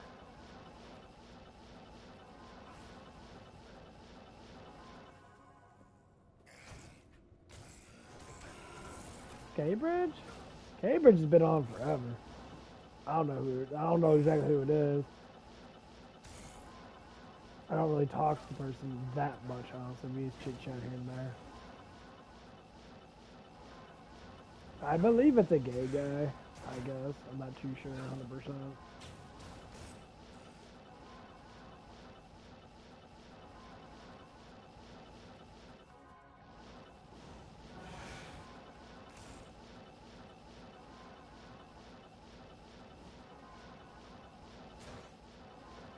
Oh, that's fine. Usually give me a time in that so I can get on after work and that. So when I'm on after work, whenever I get off around like 2 and that, I'll get on. I mean, you can talk more. I've been doing good. I got some fun stuff to talk about with you though, because it's about work. Nothing's really been happening in that, but like towards me and that. And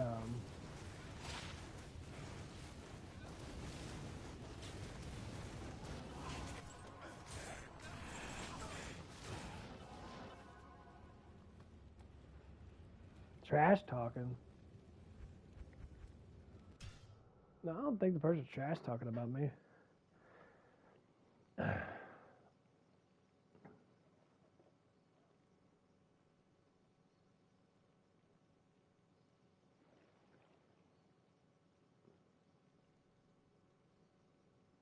No. It's just the conversations. It was what I was talking about. Yeah, no.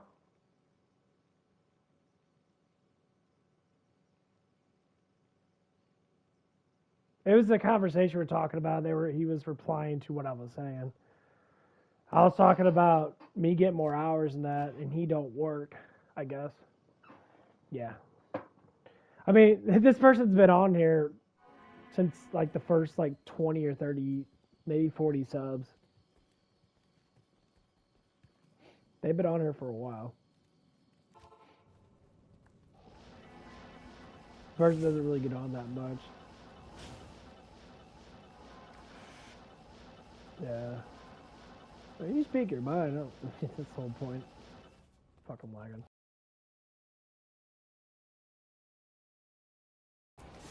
That was a shitty ass lag.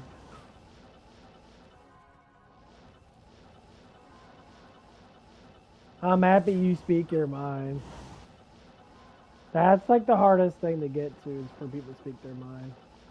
So I never have shame if someone's going to tell me how they think, because that's kind of like the point.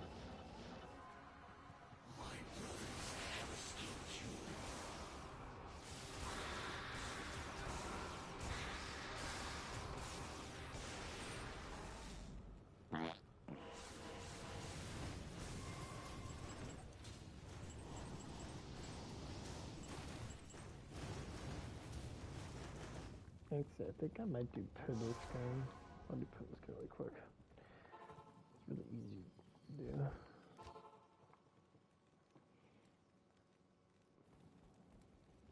But yeah, dude, it's so weird. Like, I see close to 40% of my viewers are from freaking what was it, Albania. I'm not even joking, you do. So many people from Albania. It's almost 40%. I get 8% from the United States. When I checked myself, I got 40% from Albania. And because I stream so late, because a lot of them watch me, they don't actually like talk because they don't know English, I guess. I find it really interesting. I'm just like, really? From Albania? Like, I don't get a lot of people from the United States. Like, huh. That's super fucking interesting, honestly.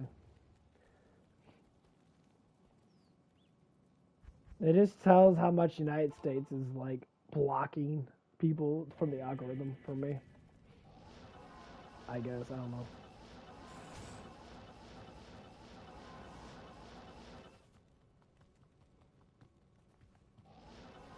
But yeah, at work, and then we hire these 3 new people, and that they're a family. 2 of them are parents. And they're 65 and 70 years old. They hired old ass fucking people. And they're like, everyone was doing the same thing. We were all sitting there like, they're not gonna last more than a month. They're not gonna last more than a couple weeks. And then I'm just like, why are you hiring people that are that old? You can't age discriminate. It's not discrimination if you know they can't work. When their physiology is that weak and they can't keep up, you're hired dead weight. You're just throwing money out the fucking window. Work with what you got.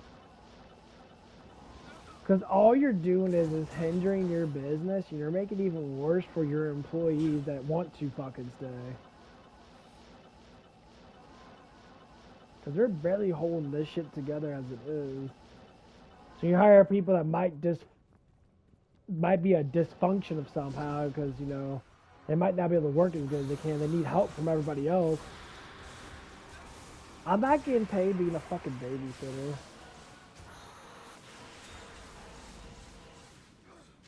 And I get it. People don't care. So like, I gotta hire everybody because I have to. No, you don't.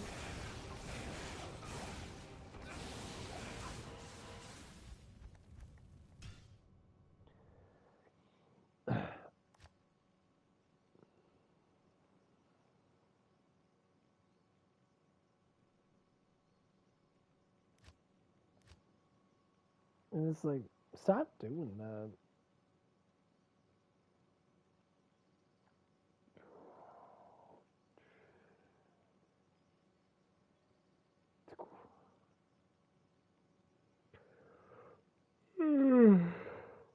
Did I go out? Oh, no.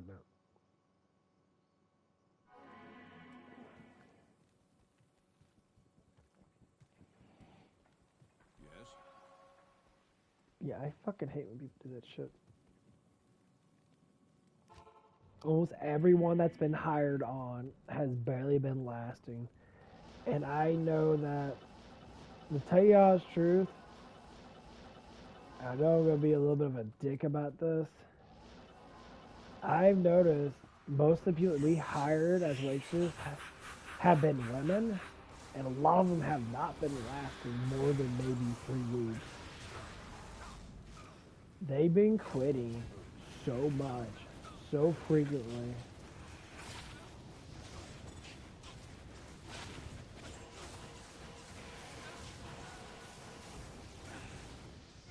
And it's ridiculous.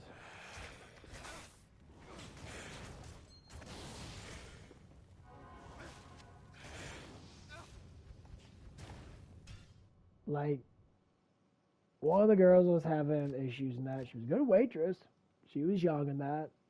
But I don't think she was very attractive. She was a very cute girl in that. I like talking to her and working with her and that.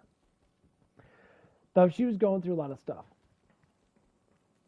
Good day. And I believe she was one of the people that was stealing from us.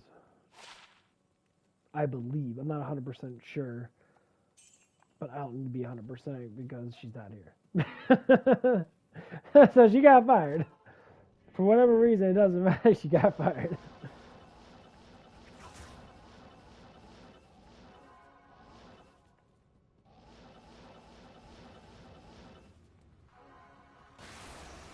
And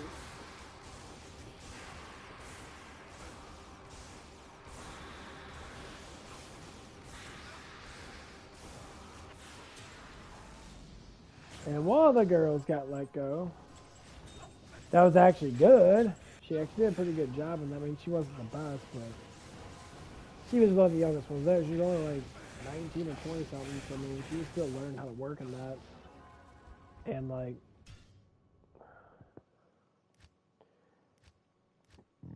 she was a pretty girl type thing. Kind of like fake as shit. Like to date rapper guys and a lot of crap in that, I guess.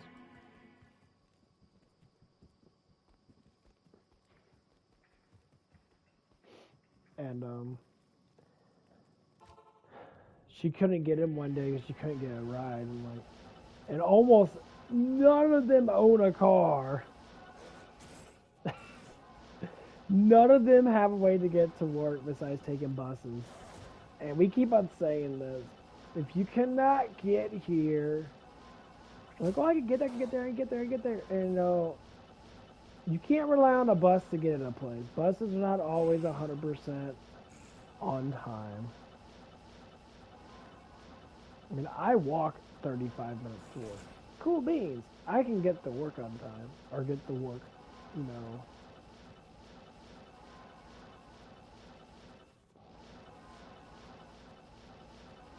You know, good enough. I had a schedule on that because I'm used to doing that.